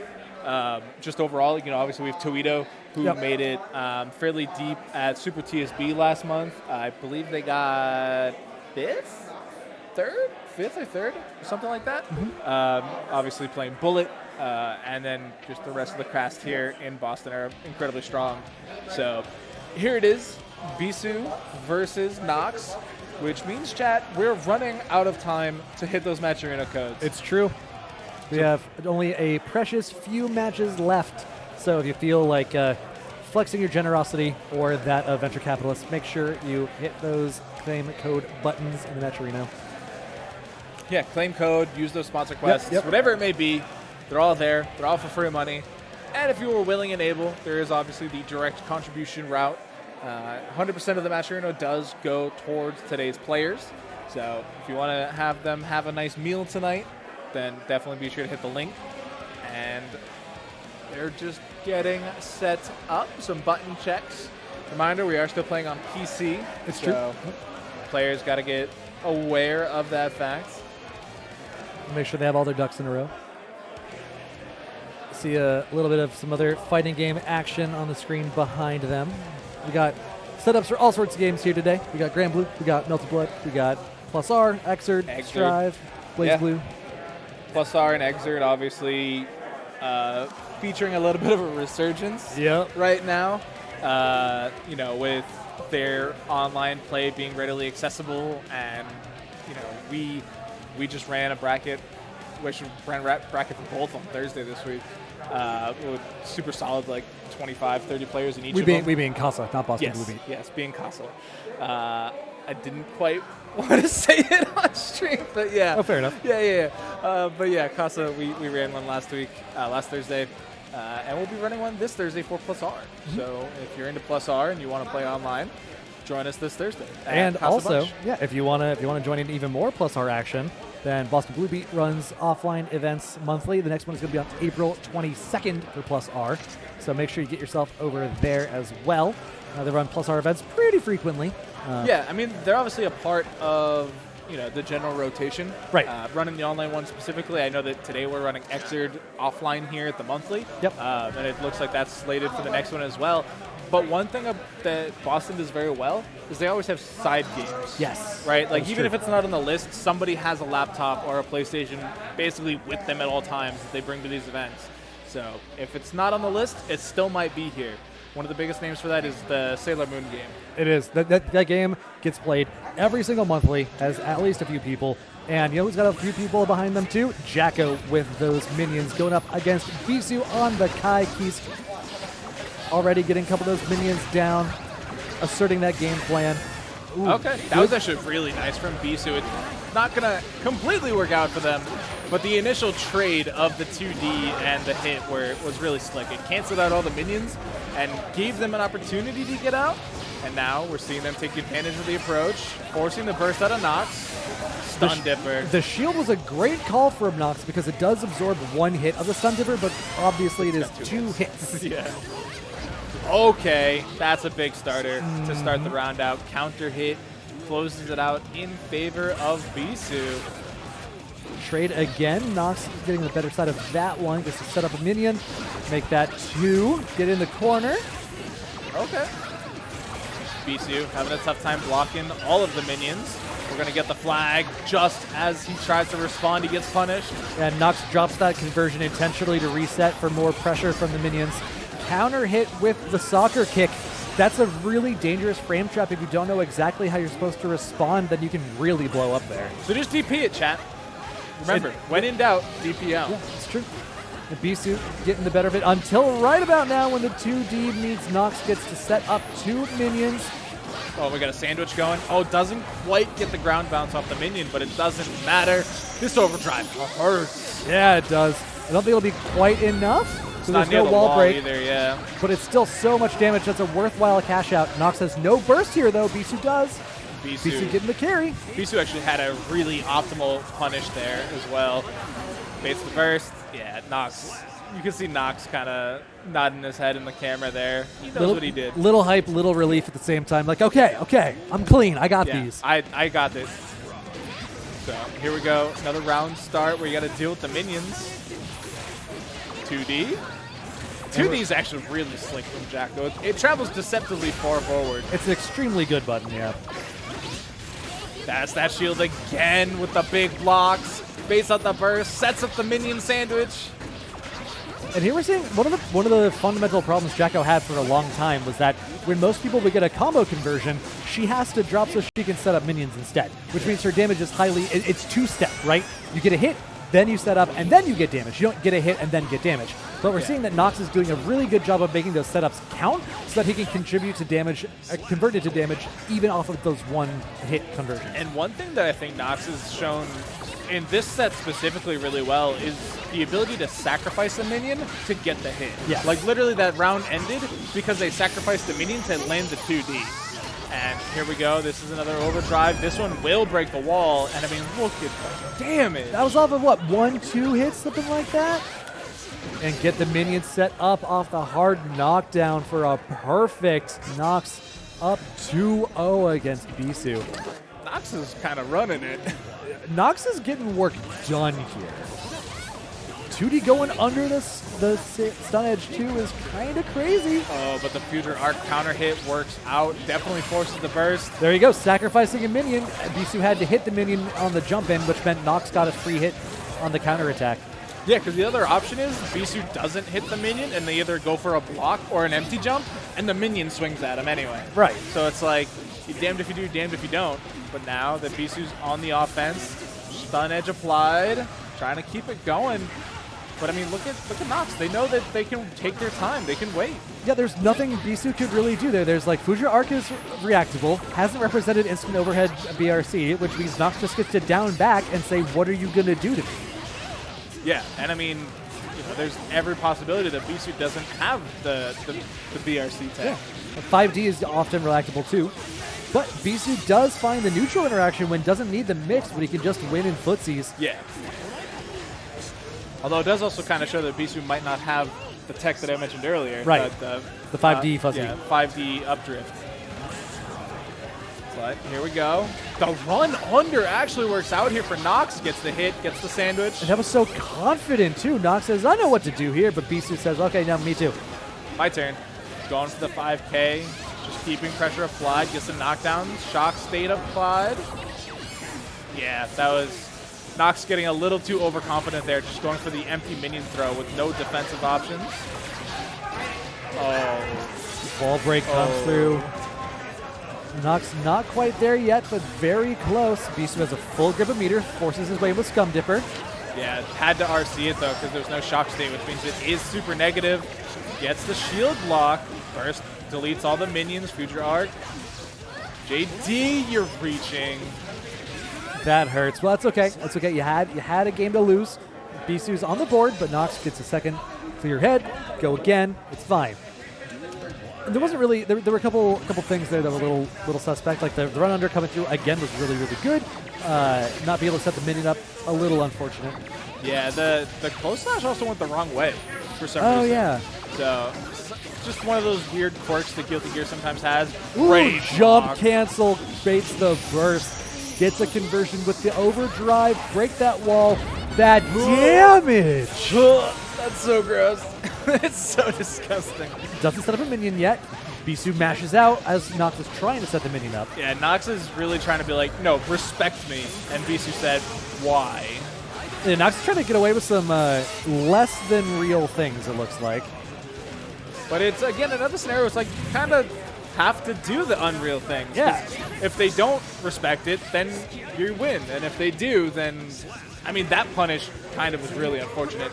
Going with like the check into the overdrive, but you know. And this next game matters a lot for momentum, right? Beesu's kind of starting to feel himself a little bit. He's got 3 in a row. Noxx, you may not need to win this game or this match, but you do need to win this game. Back throw is a huge opportunity here for Beesu to keep pressure applied. Didn't get the stun edge down. Yeah, went for a bit of a jump. Was maybe trying to, I don't know what they're trying to do.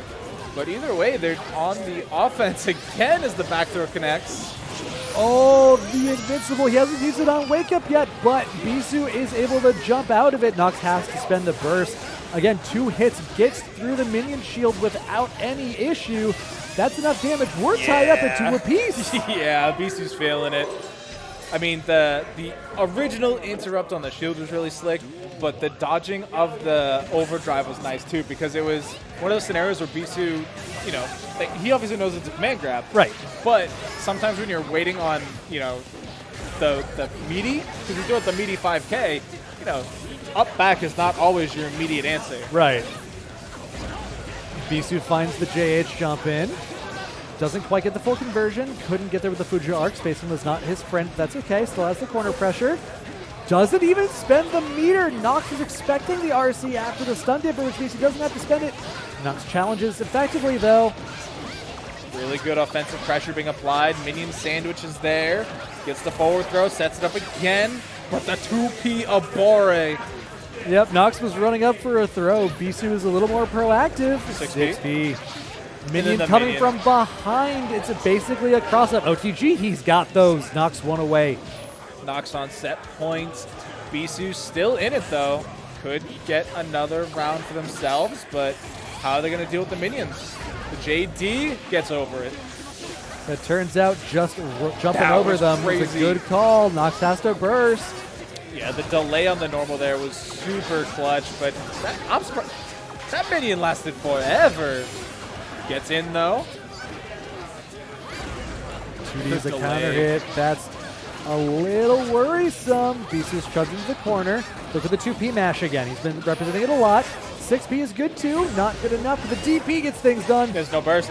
Oh, but he didn't get to the other side. Still not enough meter.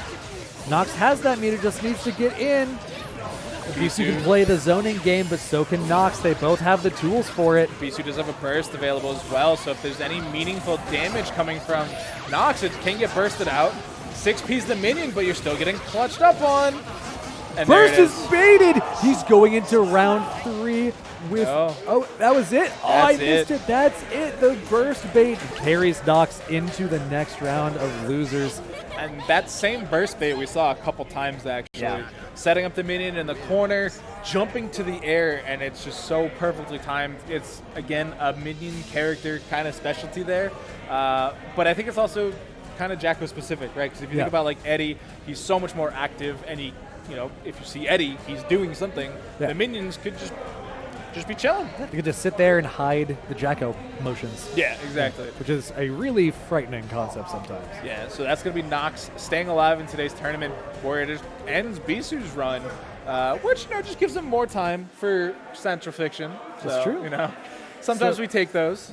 We got our top 5 now filled out. We got Samson against Echoes. Okay. Got Grandino going up against Noxx. Yeah. And then waiting up in winners is, of course, Kazam. Yeah. So, still a little bit. Oh, top 6. Sorry, Levity is also still in it, waiting for the losers finals match. Okay.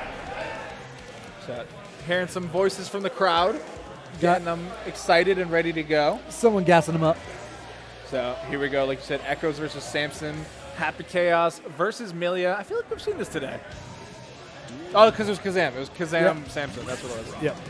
So, we might be getting some PTSD for Samson. And immediately bursted off of one hit. I mean, can you blame him? When Milia gets going on Happy Chaos, it's so hard for Happy Chaos to fight back. Echoes taking the wall break initially, not going for the Oki reset instead. Well, gets it there. 2K2D. TK Bad Mood's even blocked, but still gets thrown for their trouble. Air car into the RC. Has another RC if he wants it. Uses it there. Samson drew the gun at an inopportune time. Echoes capitalizes. Samson can't block from that position. It was literally as they were getting hit, too. Yeah, It was just so unfortunate. It's just a neutral read that didn't pan out. Echoes getting running on the Oki again. Cross up, yep. You knew it was coming. You knew they wanted Samson back in the corner. Tempo burst. Yeah, that was full tempo. Gets the air-to-air conversion. And, of course, it's Milia. Oh, drops it right at the Capel. That should have been a wall split. But here we go. Just Literally shoot him. Just shoot him. just unloads, and it actually doesn't even get you the wall break. Only 2 bullets left in the Clipazine. Gets counter hit, though. It doesn't make a bit of difference. The bullets are inert. Echo's one more touch away. PRC gets the 5K to connect. This is actually okay. Still doable. Samson can do this. A little low on bullets, but that's okay. Yeah, we've seen what Happy Chaos can do on 1 bullet. Couldn't get the reload in because they were so high up on the wall. They were forcing the wall break, and then all it took was just the nice little Capel. Echo's going to take game 1 there. There was a little flash of life there from Samson, but most of that game was definitely Echo's favor. Absolutely. And Samson looking to play a little bit further range. That's one of those problems, though. Amelia's run speed is extremely quick, let alone her aerial approach speed. But, oh, Samson dropping the counter hit combo. Echo's bursted anyway, though. That was really slick. Actually canceled the reload with the hair car there. Right. Wasn't able to do it again, but you're wasting your BRC, and I'm just going to throw you. Echo's pushing Samson into the corner yet again. Feels like Samson's been living for a while in this position. Again, good that air same to air scenario. TK bad moves this time, whereas last time they went with the Capel. Right. So a little bit more damage, a little bit more safety guaranteed. Gets the TK that time. Yikes. That's a lot of damage. Echoes is really running away with this. Samson has to get some momentum soon, otherwise Echoes might run away with it even longer. Okay, that's a good starter. That's a great starter. Got almost all your bullets, got full concentration. Milia down to less than half life. Well, you got positive bonus? I think so. This could actually be enough to close it out as long as we don't drop. Deus? Yeah, this should be enough. Wall break will do a ton of damage. Bam! No! It was scaled from all the gunshots earlier. Just needs one more. Oh, no, not like this. Weird challenge. Not like this! No, say it ain't so.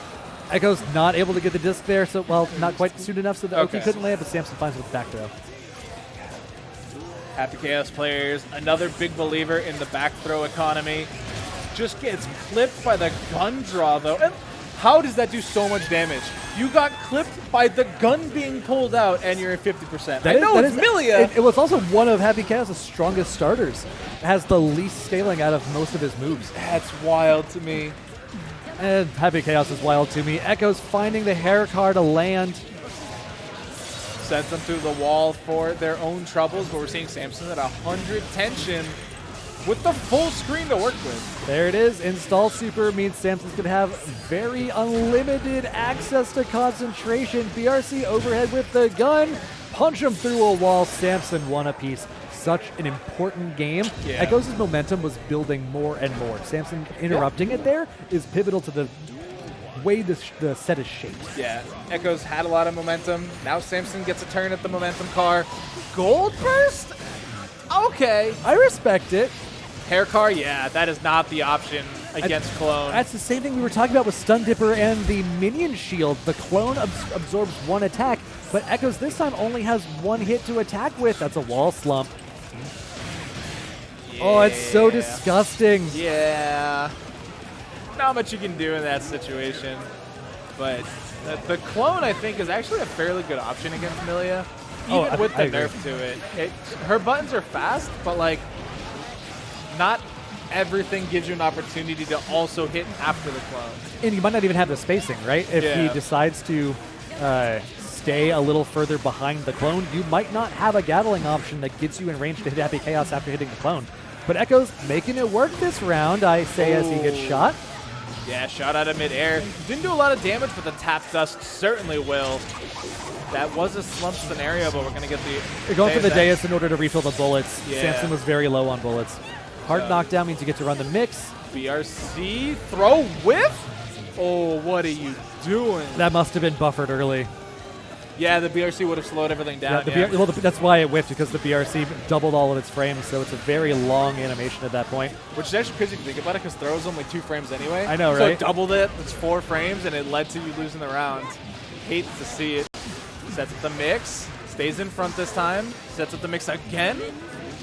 Sets up the mix again. It's the Milia things. Milia things are happening. Stole the Back corner. and forth. Oh. OTG? Nope, goes for the disc and the low same side. Echoes 2-1. Still first to 3, chat. So there is still room here for Samson to make a comeback happen. And we've seen Samson completely able to work against momentum. Echoes has to spend the burst. Haircar in is punished. Can't find the pickup, though, with the 6K. That was really slick, Runs out of concentration. Out of concentration entirely. Oh, that's horrible. Yep, only one bullet also. Echoes really has to make the most of his opportunity. Cannot do so. That's unfortunate. I've said it on stream before, but I feel like every time a Happy Chaos needs to get a reload in, they go 2K2D, because it gets you the hard knockdown, you get a reload. Right. But it always works. Like, it is guaranteed the option when they're out of bullets. They and can't nobody keep getting expects away it. with it. Yeah, like nobody expects it. They're like, oh, he's got to reload. I'm going to approach 2K2D. Ah, I got knocked down. Whoever could have foreseen this? Echoes with the meter, I think probably could have killed there. With the meter will PRC after the throw. 1 round away from moving on.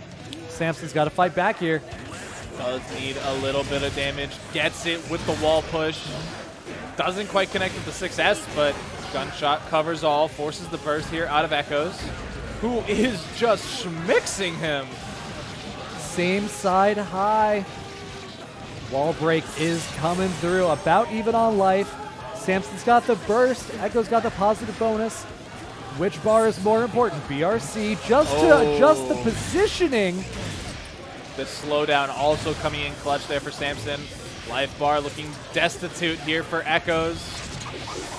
Just enough concentration remaining to spend it on the Deus Ex.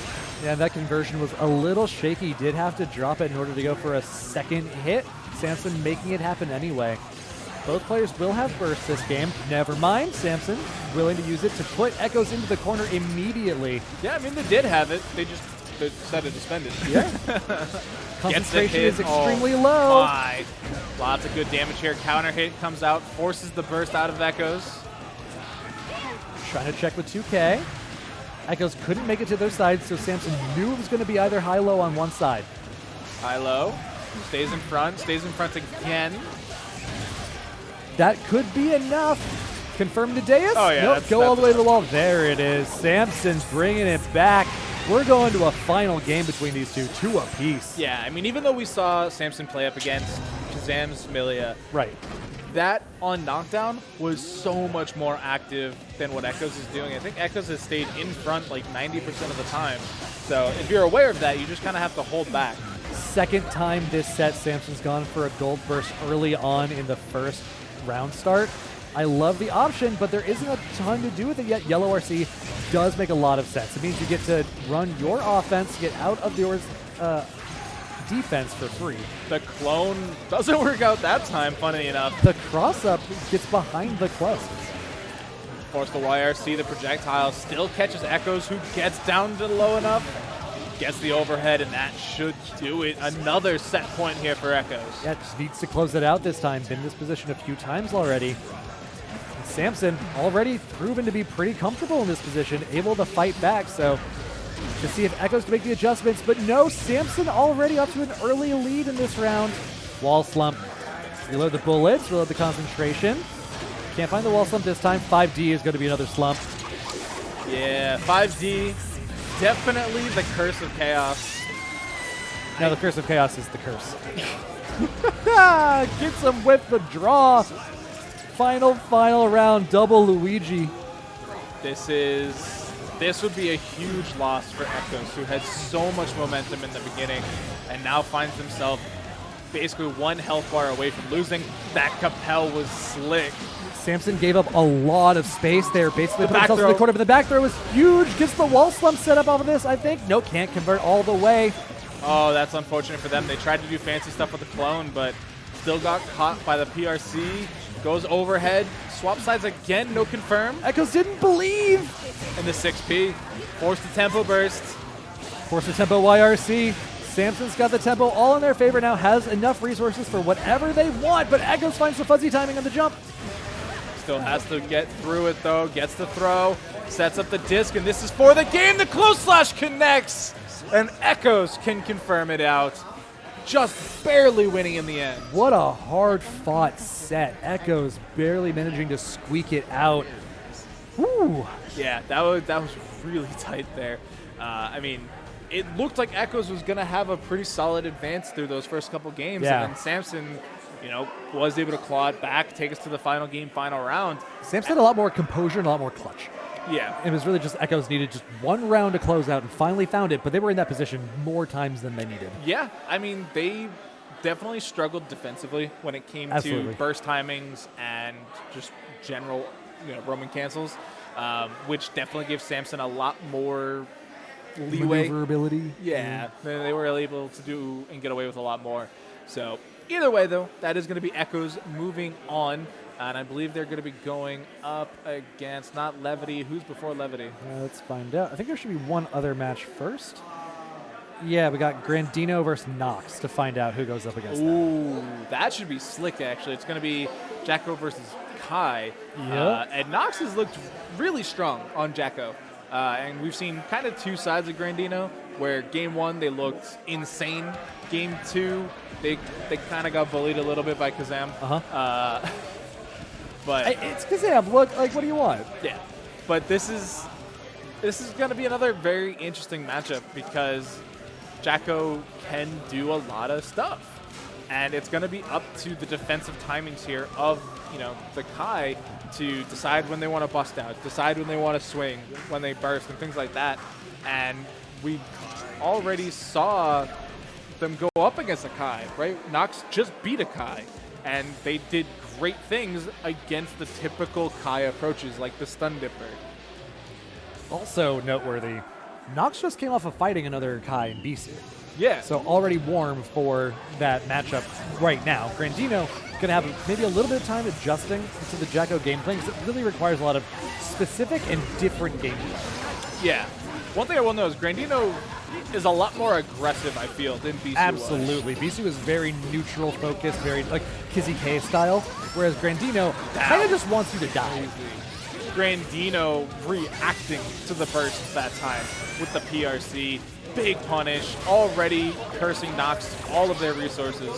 2D RC, a budget stun dipper for Noxx, but Grandino reacting without hesitation. A quick round win. All right, able to get an approach down finally. Goes for some schmicks, gets the hit with the ankle pick. Doesn't spend the attention. I kind of like that because it lets you get defensive or offensive, as we see. Yeah, especially when you have positive bonus too. It makes it pretty easy to just chain all of these really spooky chains into each other. Oh, doesn't actually get the RC confirmed, but they were able to punish the unpowered up Gudra arc. Grandino carried Noxx corner to corner with not a whole lot of trouble. 6P. Man, the minions' worst nightmare is the 6P. Don't bait the burst when they have a round to give. They're not going to use it. Grandino going down. That's one apiece, but keeps the burst. Noxx may or may not build it. Grandino does a lot of damage with these optimizations. Yeah. We'll just have to wait and see. FD being spent there. Great air to anti-air, sends out the... That's unfortunate. That's a big starter too. Spends the meter. Goes for Ride the Lightning. Hard Probably knockdown. worst case scenario here for Noxx. Just about, yeah. No meter. Burst about to build, but not quite. What? That was so much damage. That's a lot of damage. I'm kind of more shook that was like the rotation option. Yeah. Right? Like, you saw them get a nice block off, and then instead of just like anything else, they're just like, Pwah! And it worked. So it guard crushes, which means you can keep your offense running pretty easily. But like, and you have positive bonus, so you know you're going to get that meter back pretty soon anyway. yeah. But like really? Yeah, like, it worked. And I'm happy for you. I'm going to let you finish, but what? Don't do it again.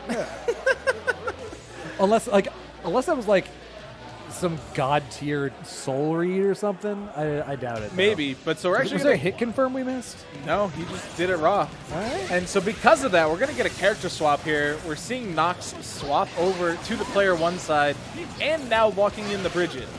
Yeah, I kind of like this. The Jacko play from Noxx was extremely slow-paced and deliberate and neutral until it was incredibly explosive on offense. Yeah. And Grandino was way too fast for Noxx to be able to get all of that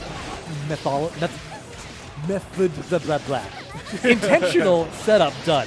Yeah. So switching to Bridget, something a little bit more proactive, something a little bit more active and neutral, I think makes a lot of sense. Yeah, I mean, you said it earlier that Jacko's damage is twofold. You get the hit so you can drop the minion to then get another hit. Whereas Bridget just hurts you. Yeah. Bridget just does damage in one step. And So like, she's going to be able to, keep tempo a little bit easier, I think, because, again, a lot of Bridget loops into herself. yep.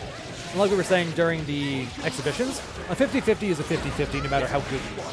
So being able to have a game plan that includes guessing on your opponent's side is pretty strong when your initial plan isn't working out as well. Has to spend the RC to keep that approach safe, but still getting going. Yeah, that's one of those unreal things that Bridget can sometimes do. When you send out the projectile, if you use it on the H version, I believe, then it doesn't actually have a hurt box on the approach, or hitbox. Forward throw. Yeah. Burst. Grandino trying to catch a backdash, trying to catch a rolling movement. Yeah, I mean, kickstart your heart, not going to work in this matchup, probably. For the same reason the hair card didn't work in the last time we saw it. Yep. For similar reasons that the HCL was stuffing it out so well, too. Yeah. And Noxx, we saw, went for that fast Roman cancel mix-up, went high twice. And Grandino blocked it both times, looking to see Noxx try and rotate those options a bit more. That time they just didn't have the Roman cancel. Though. Yeah, the third time it was just doing it raw. All right, so that's still not exactly safe going for the stop there, but trapped in the corner, just gets crushed. Spends the meter for the ride, the light. Oh, yeah. Get that hard knockdown, get the safe jump, especially against someone with a DP. Extremely important if you want it. But instead, prove you're a grappler. Run up, throw, Grandino. 2-0. Noxx's character switch not really paying dividends. It looked okay, but it didn't look I think the Jacko looked better, I think honestly. the Jacko looked better, but Noxx not feeling it, not confident in it. Sticking with the Bridget. Yeah, I mean, you do also have to remember that Bridget just takes more damage. Yes. She is a Zero Guts character, and we're seeing lots of throws from the Kai player. The original grappler on the cast, sitting next to... no, actually, he's the only grappler in this game. But even they're going to get the wall splat, and it is just a touch of life remaining. Gets the throw, interesting enough. Doesn't set up the yo-yo, though. No mixed potential after the hard knockdown. Finds a counter hit. PRC, not sure what that was for. Probably baiting a burst, yep. Yeah. Doesn't matter much, though. Grandino feeling very confident. One away from moving on. Yeah, this is now set point here for Grandino. Does not actually punish the stop that time. Gets thrown, but the DP always coming in clutch. The connection there was sick from Grandino. Shock is on. Still gets thrown backwards. Yeah, look, I guess they're looking for either a kickstart or a early stop. 2D, still safe enough, gets the knockdown. A lot of throws off the approach are landing here for Noxx. Yeah, Grandino's just kind of letting them do it too. There's not a lot of risk to it, right? Like, it's a little bit of damage, and you haven't really seen if Noxx can run the mix. Grandino baits and closes out 3-0 very convincingly. So odd that you decided to burst the stun dipper on block. It is negative, so you can punish it because there's no shock state applied. But it was nice for Grandino to recognize that and actually bake in the burst protection.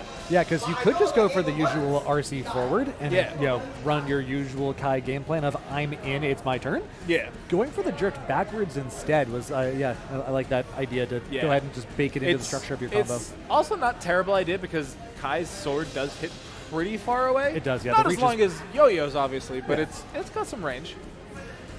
So that will be, I believe, our top 4 now settled. That is going to be, Echoes going up against Grandino. Yeah. Winner of that up against Levity. Winner of that up against Kazam. Okay. So, top 4 chat. Grandino, notably, was sent to losers by Levity. So if Grandino wins this match, it's the run back. Wait, are you reading ahead? I got the bracket up. Oh, it's Kazam versus Levity. Okay. Yeah, this is the... I thought you said Levity was waiting in losers finals. Oh, sorry. No. They're waiting winners finals for these two to go up. Okay. So if they do lose here, then they'll be in losers finals. So you were trying to predict the future. I see. With poor phrasing, yes, that's exactly right. So Testament versus Leo. Great call. Millia is a terrible matchup into Leo. No reason to ever run that if you don't have to. Testament fares so much better. TOs looks like we're asking for some. No. Oh, we're good to go. Oh, yeah, I think they were just checking. Yeah, all right. The majors, man. He knows. That's true. That's true. Kazam's played on stream once or twice before. Yeah. All right, let's get this going. Winners finals. One more match to get into Grands. Yeah, this should be an interesting one because all of the same downsides to Testament still apply. Right. Like, that is just the nature of the cast, is that Testament loses to rushdown characters. They don't have a lot of reversals. And Leo has a lot of approach. And again, the heavy projectile from Leo has so much health. Arbiter sign is blocked. Stain is applied, popped. Okay, you're swinging. Yep, I like the idea not to bait that burst. Just let it go. You already had the screen position. But Levity fighting back real well. That was a nice RC bait. Hello? What? All right. And Kazam as emotionless as ever. His business as usual. Yeah, I mean, they decided to do run up overdrive, and Levity was like, all right, I don't need this help. That's fine. 6P attempt there. It's worked out a few times for Levity because Kazam has actually thrown out a lot of air buttons this set and been able to 6P quite a few of them trade. I think that went in Kazam's favor, honestly, even though the approach is quick from Levity, but... Punish, there it is. Kazam gets a hard knockdown, triple overhead. PRC. Gets the knockdown again. Great tech. The BRC cancel after 5K is really, really good for Testament. They get to run really nice, strong hit confirms, and if they don't land, they have plus frames to work with that they don't usually have. Yeah. So that's a really good option to represent, especially early on in the set. Yeah, and one thing that we saw a lot in the back half of that round was Kazam's spacing was pinpoint. Yes. Right? Like, they're throwing out 2H in raw neutral, and then Levity's running with 2D because you're like, this is a really long move, there's a lot of recovery, and Kazam is still at a space where the 2D of Leo just whiffs, and Kazam gets a punish. That said, Levity's making good use of the dash movement here, getting in very quickly on Kazam. Not enough to kill, but it's close. Yeah, it still needs a little bit more. No safe jump, but positive bonus is huge for Leo. Going to be able to get some really nice cancels, sends out the projectile, sends out another one. Loses to the Arbiter sign, though. Fireball game goes in favor of Levity just once, which means he can dash in, confirm into the kill. Kazam down the burst, down a round. Levity's sitting pretty right now. Uh-oh, DP misses, has to use that burst. That was like the next layer of it, where it's like 2D whiff, I have to stay safe because Kazam's going to punish me. I'm going to flash kick. And then, again, spacing-wise, Kazam was still so safe. Stain is applied. Pop the 6P. Over sign for spacing. Feints the dash. The vacuum on that was crazy. Ooh, Kazam, I think, had a kill opportunity there, confirming into the super, but doesn't matter, finds it anyway with the throw. I don't think they got as much height on the Grave Reaper as they were hoping for. Yeah, I think you're right. The 2H that time actually clashing with the 2D. They're playing the spacing game once again. Levity trying to find a way in, but Kazam putting up a wall. Okay. Stain proc with the Arbiter sign. Too close there, gets 2D'd for their trouble. Back throw from Levity is going to hopefully give them a little bit of room to work with, but Kazam with the teleport steals it all away. And you know, Arbiter sign is coming out there in neutral as well. 6P keeping Levity from the jump-in approaches. Stain applied, and that's one thing that's really, really impressive about Kazam's play is he has not missed a Stain application. Every crow has hit. There's not been one that has not landed exactly where he wants it. That's 2-0 for Kazam. Yeah, I mean, Kazam knows how to play against rushdown characters. They're playing a very long-range game here, almost zoner-esque. And another DP. It's getting frustrating, clearly, for Levity. Because it's the all white thing, right? It's Mr. Ascendant alongside Soul Bad Guy, and Kazam not falling for any of these flash kicks is a huge factor in this game. That's a major tool that Levity just hasn't been able to apply in a good way. Really crazy confirm there. Front and back. Leo getting bounced around like a ping pong ball. Still breaks the wall, though. 6P? Okay, I thought it was still going to be active, honestly. Yeah. The 2P of Vara into a 6P, a little bit of spacing. Teleport in with a 2K. One more round, and Kazam goes into Grands on winner's side. Levity definitely getting the worst end here. Has to block the meaty Grave Reaper. And look at Kazam switch up the tempo. Yeah, right? He's putting the gas on now. Yeah, spent so much time down backing and throwing out projectiles. Now immediately advancing. Saving Gets the wall meter. break. Yeah, that's definitely looking for a confirm. First flash kick that's landed in so long in this set, but it amounts to nothing. That's so unfortunate. The burst does not land. Kazam, a quick confirm into the overdrive means 3-0 on his way into grand finals on the winner's side. Levity going down into losers finals because I am clearly, obviously second. That's a really tough interaction there for Levity too, because the burst was there.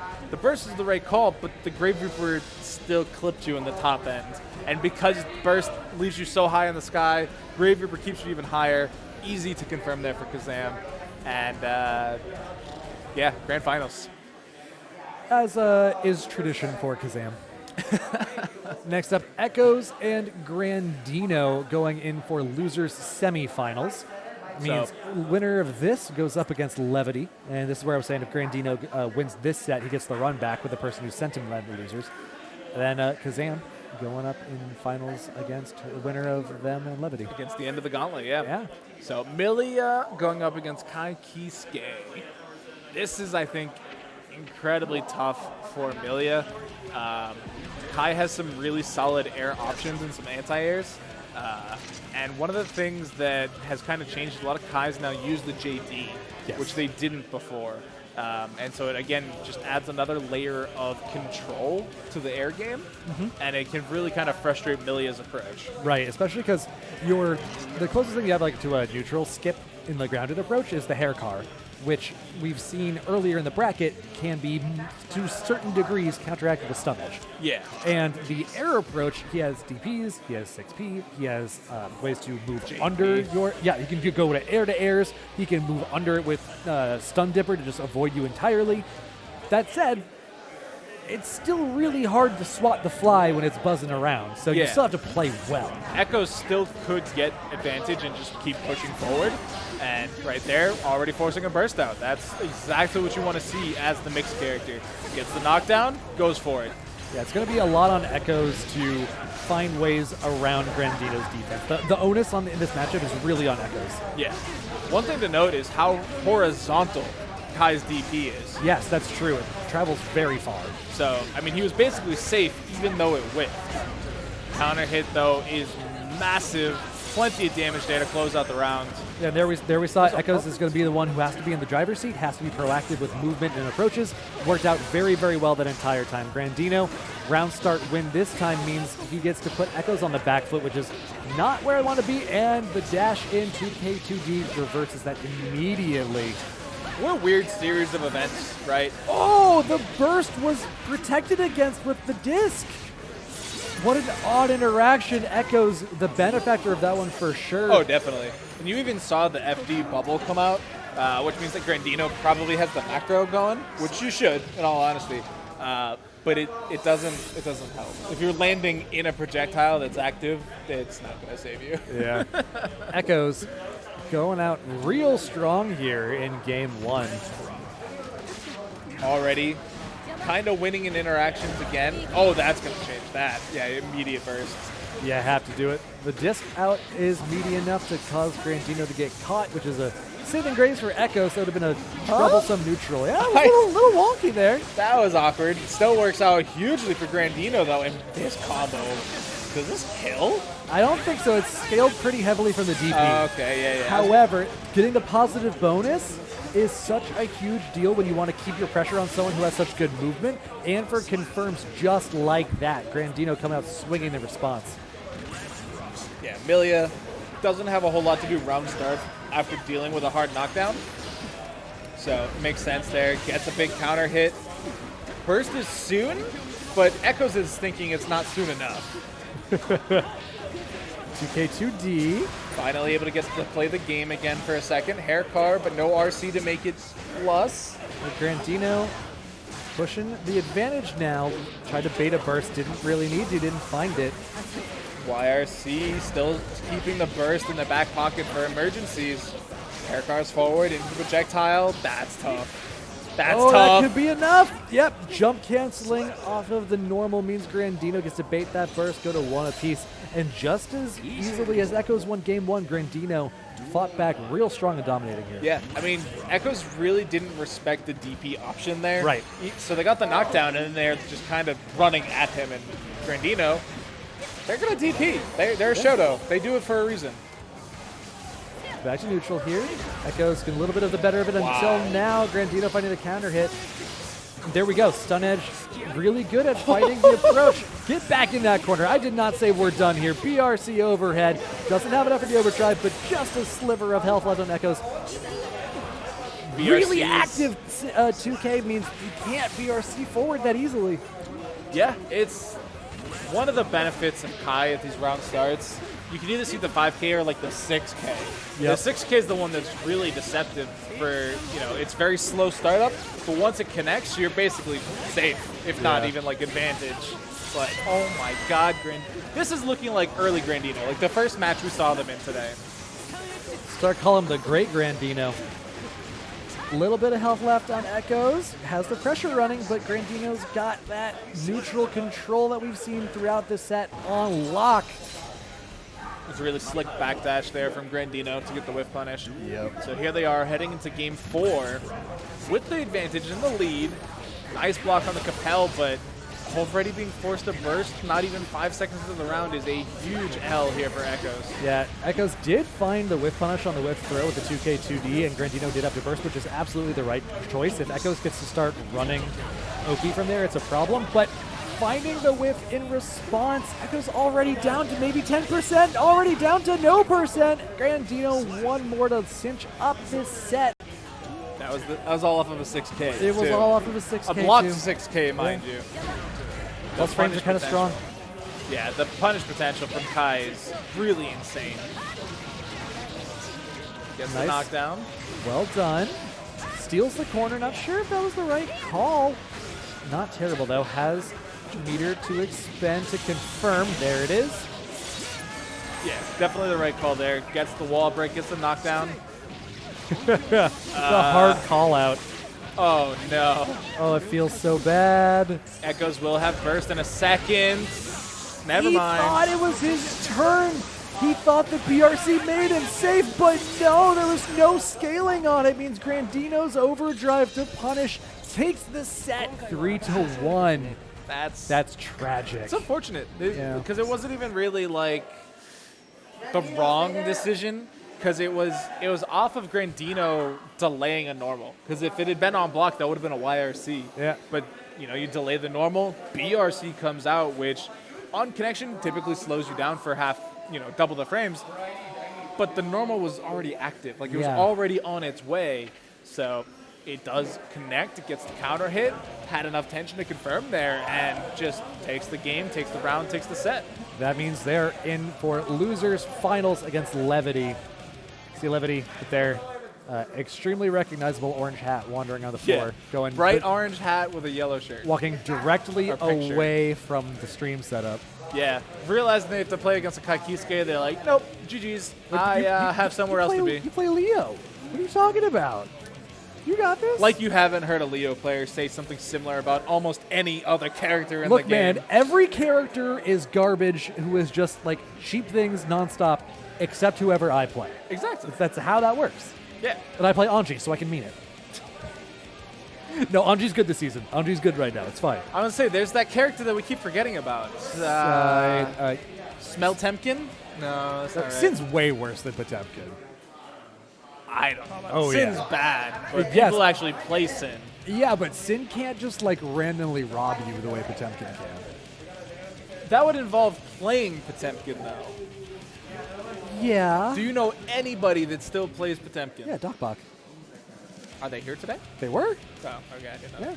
I was like, that is also the only Potemkin player I still know. That's true, yeah. So, yeah. But it's okay. I saw Potemkin in plus R the other day, so I know that I know why he's in the way he is. Yeah, plus R Potemkin is frightening. That said, seeing some cool Order Soul tech development just like made my heart aflutter. Yeah, that was so. That recharge tech is we didn't nasty. see it in bracket, unfortunately, but which funny enough, Dan Cravat actually put a bounty on it. Did He's he? like, if you hit this tech tonight in bracket, I'll put $50 in the match arena. I love that. And it didn't get hit, so Dan's wallet was safe. For now. For now, we'll see how it goes, but here it is. We're going for the lock-in. It is going to be Kai and Kisuke here on the player 1 side. Leo Whitefang, player 2. Music selection is important. Got to set the vibe, right? You got to be in the headspace. Yeah. GG's for the fist bump. Now we're going to be heading in. So here we go. Losers finals. Levity, Grandino fighting for their lives to fight against Kazam for their lives. We got one more here. And you got to think about it. You got to beat Kazam in 2 first to 3s. Which grand is finals. rough. And you also got to remember, that means we only have 2 sets left, which means we have very limited time left to contribute to the match arena. So please go check that out. Hit those sponsor codes. Hit those quests. In the meantime, Levity is going to try and hit these combos, hit these bombos, get Grandino into the wall. No, not quite. A little short. Yeah, I mean, we already saw Grandino get that run-through throw as well. Yeah. So very similar to what we were seeing from them. It's very heads-up clean set. play. Yeah. It's less rush down, which we can sometimes see from the Kai players, and more, I'm going to let you rush down, and I'll just do what I need to do. Right.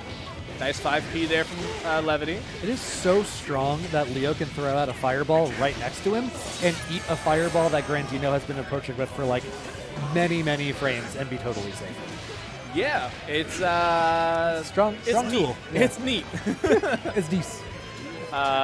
Very Guile vibes. Yeah. Who at the current moment is the best character in Street Fighter 6. Grandino fighting back pretty strong here in round number 2. 2D covered up by the flash kick, really nice.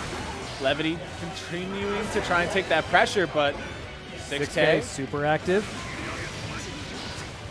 That's the other thing that Leo gets to do is throw out a projectile and PRC it and approach even faster. And also he has a guard point, which we actually haven't really seen be that effective yet. Yeah. He's playing against a lot of mix and like zoner characters, not a lot of like neutral versus neutral characters. The guard point against Kai, relative to everyone else he's played so far, is pretty solid. It's not like, the greatest tool that Leo has by any means, but having it represented is meaningful. I think we saw it once against Testament when we saw Kazam, but like it wasn't good. Uh-oh, you're in danger. Strange string, but it works. We got there. Listen, Grandino's been throwing out some wild stuff. I'm not going to put anything past him anymore. Grandino is a stun edge gamer. What can we say? Stun edge gamer. I just really like projectiles. I just think they're neat. Flash kick coming out there from Levity to try and take the pressure away. Nice burst. Yep, I don't mind that burst at all. It means you get to go back to neutral where Grandino has shown some really good proficiency throughout the entirety of the bracket. Blocks the cross up. Versus throwing it, which usually has been the call. I'm just happy he didn't get hit. 2P check. Burst is baited. Interesting. The JD routing carries all the way to the end of the screen, ends of the earth. Grandino has meter, but gets punished with the throw. Levity, overdrive, whirling death should be not quite enough. Hard knockdown. Those guts are coming in clutch in the DP, even clutcher, and it's enough to close out the game 1. Grandino like, yes! Yeah, popping off for himself a little bit right there. Feels good about that. I mean, a lot of that sequence started because Grandino hit 2-2Ps and Levity immediately burst, and it was like, I can't deal with this anymore. Right. All right, gets the counter hit. Burst already used up. 2 projectiles to eat up the heavy stun edge, but does eat it up regardless. Back throw. Goes mid. Got meter. Doesn't confirm yet. Red RC to keep the pressure going. Okay. Not quite enough. It is pretty stale, but that's, 5% life Levity full up? Yeah. Grandino with the BRC, then you can't carry meter over. Might as well try and do something with it, make something happen.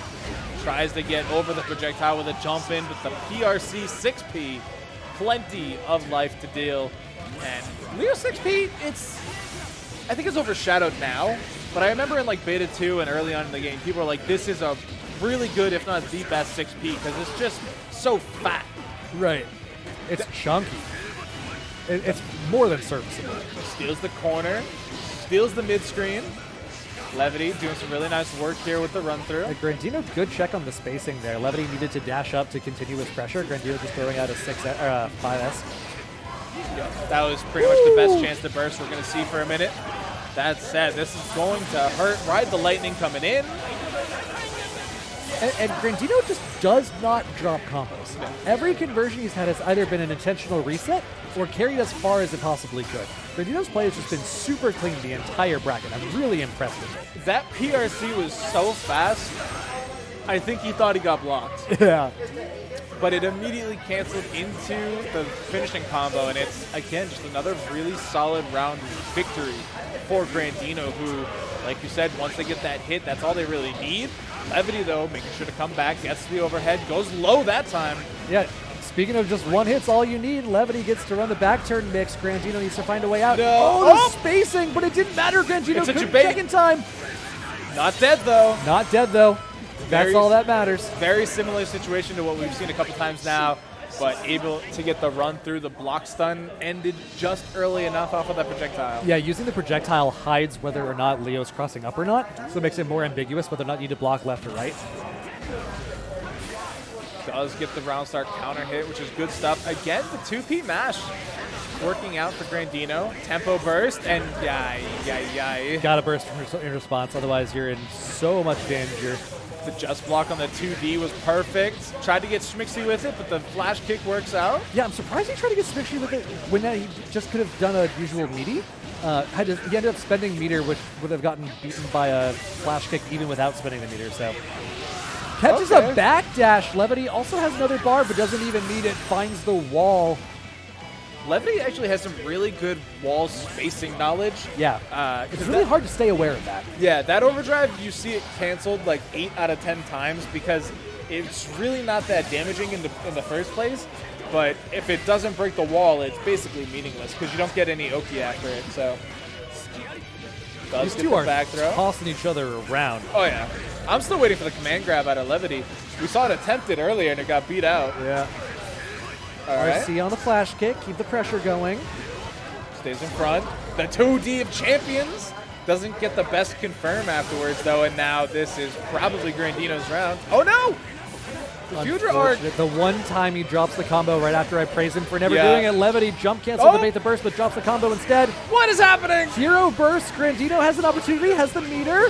DP? No. The back turn 5K means Levity takes that game one more. Grandino was looking pretty good up until the first combo drop I've seen out of him like all night. I had to say it. You know what we haven't seen out of Levity really either is parry. That's true.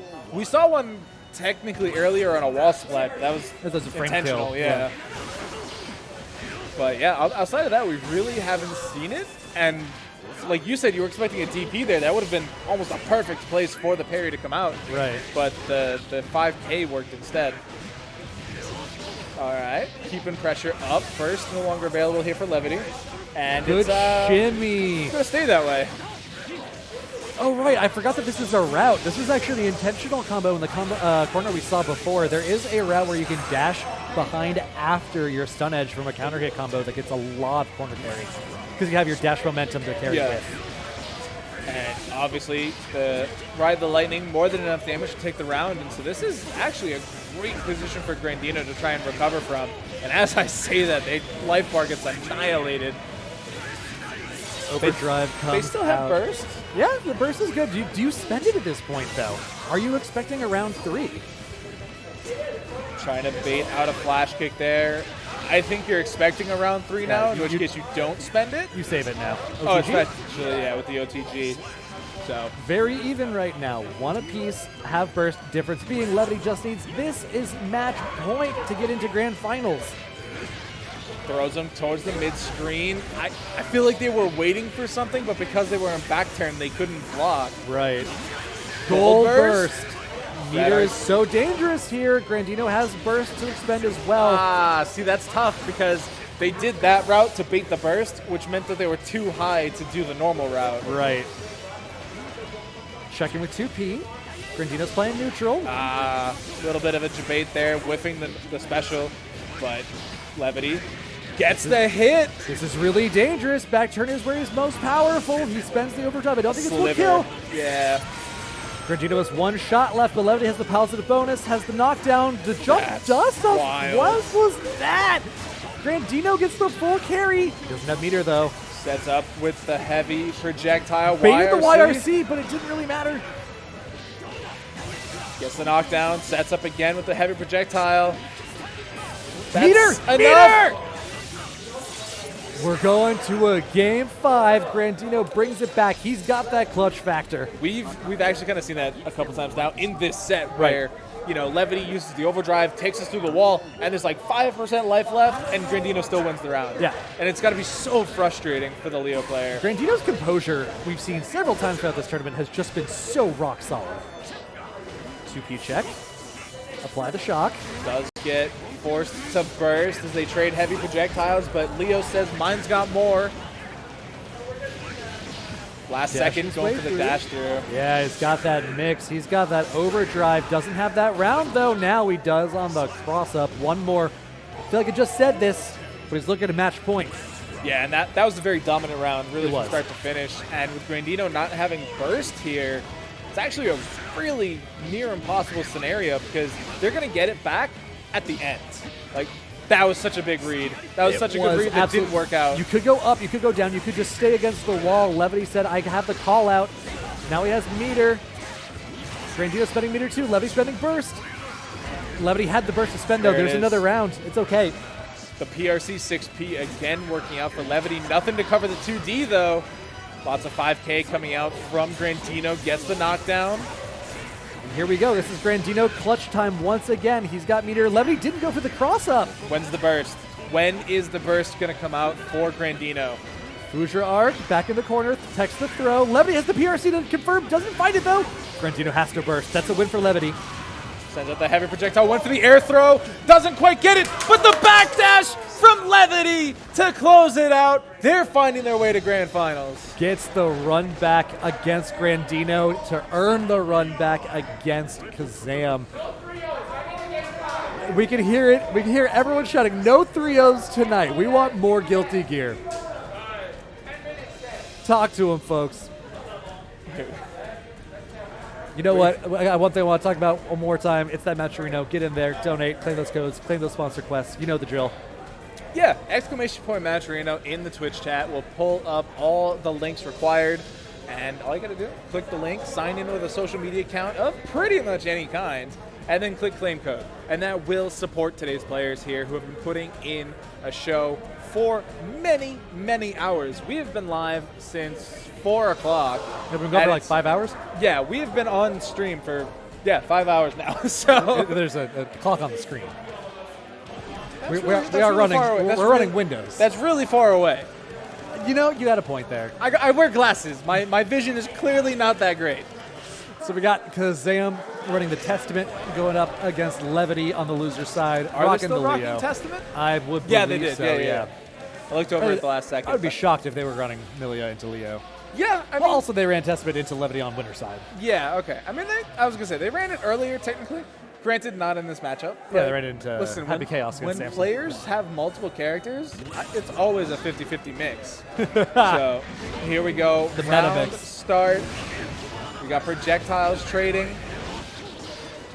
Their game? There's a game. Yeah, let's go. 5P trying to stall out the jump approach. Zam getting a gold burst early on in round 1 is very dangerous. Testament uses meter quite well. Ooh, That's the punish on the insane. teleport is nuts. Has to come out on a read. That's a misinput. There was a buffer there. Actually, I say it's a misinput, then I forget that it's still plus like 14. Yeah, exactly. It enforces plus frames. If it hits, that's great. If it doesn't, you spend some meter, but you have another meter being built pretty soon anyway. Burst comes out from Levity.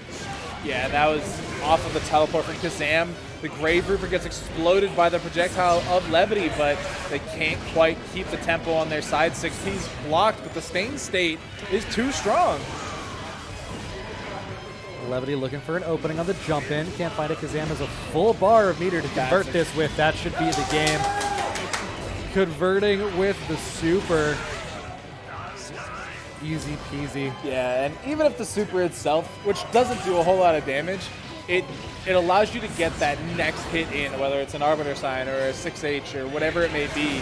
And a free follow-up. Yeah, it's free follow-up, which is just bonus damage to make up for the fact that the super doesn't. The Crow reapplication. Who wins here? The burst, yeah. And it was close enough that the Succubi weren't...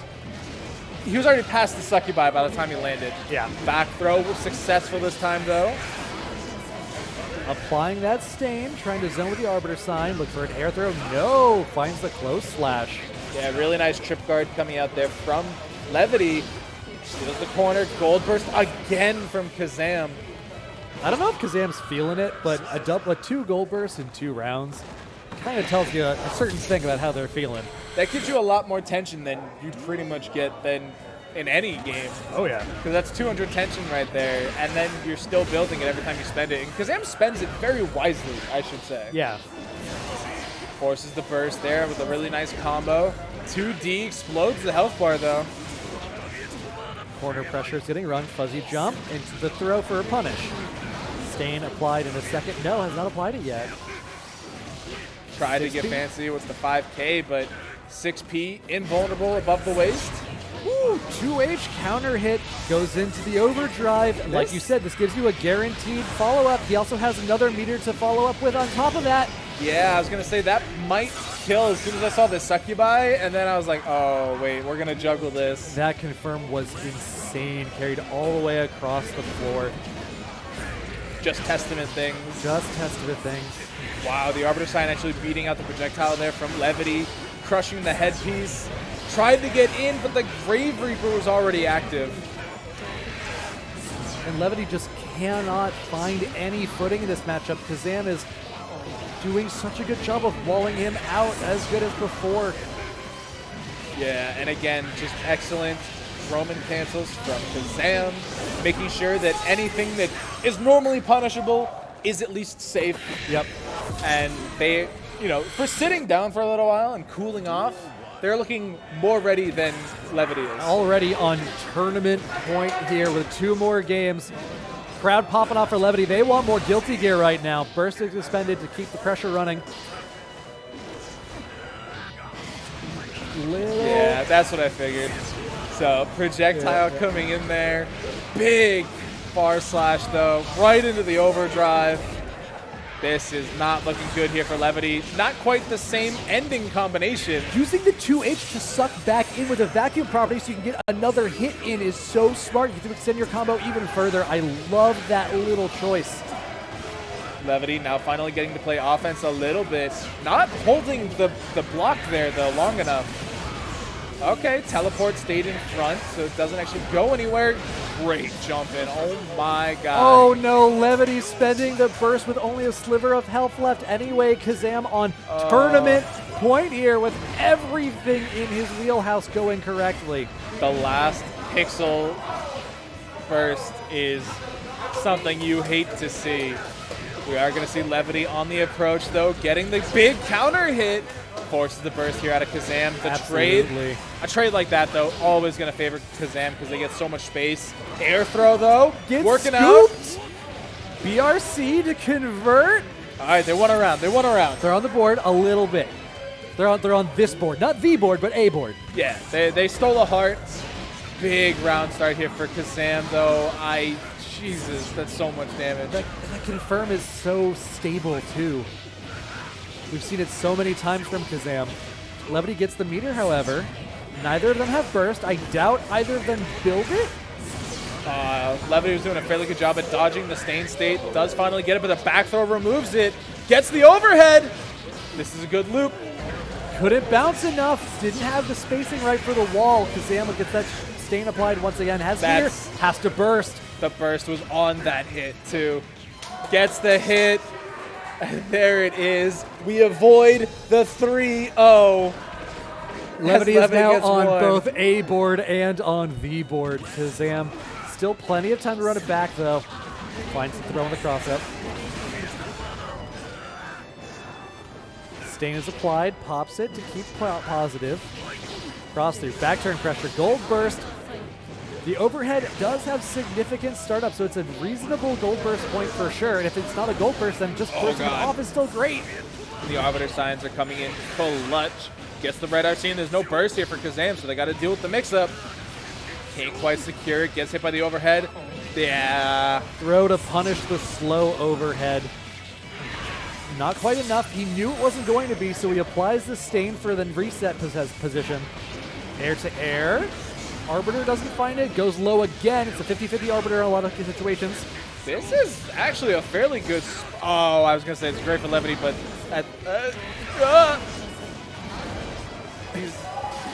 He's playing defense. He's got it going. 2K on the landing. One more for Kazam to take the tournament yet again.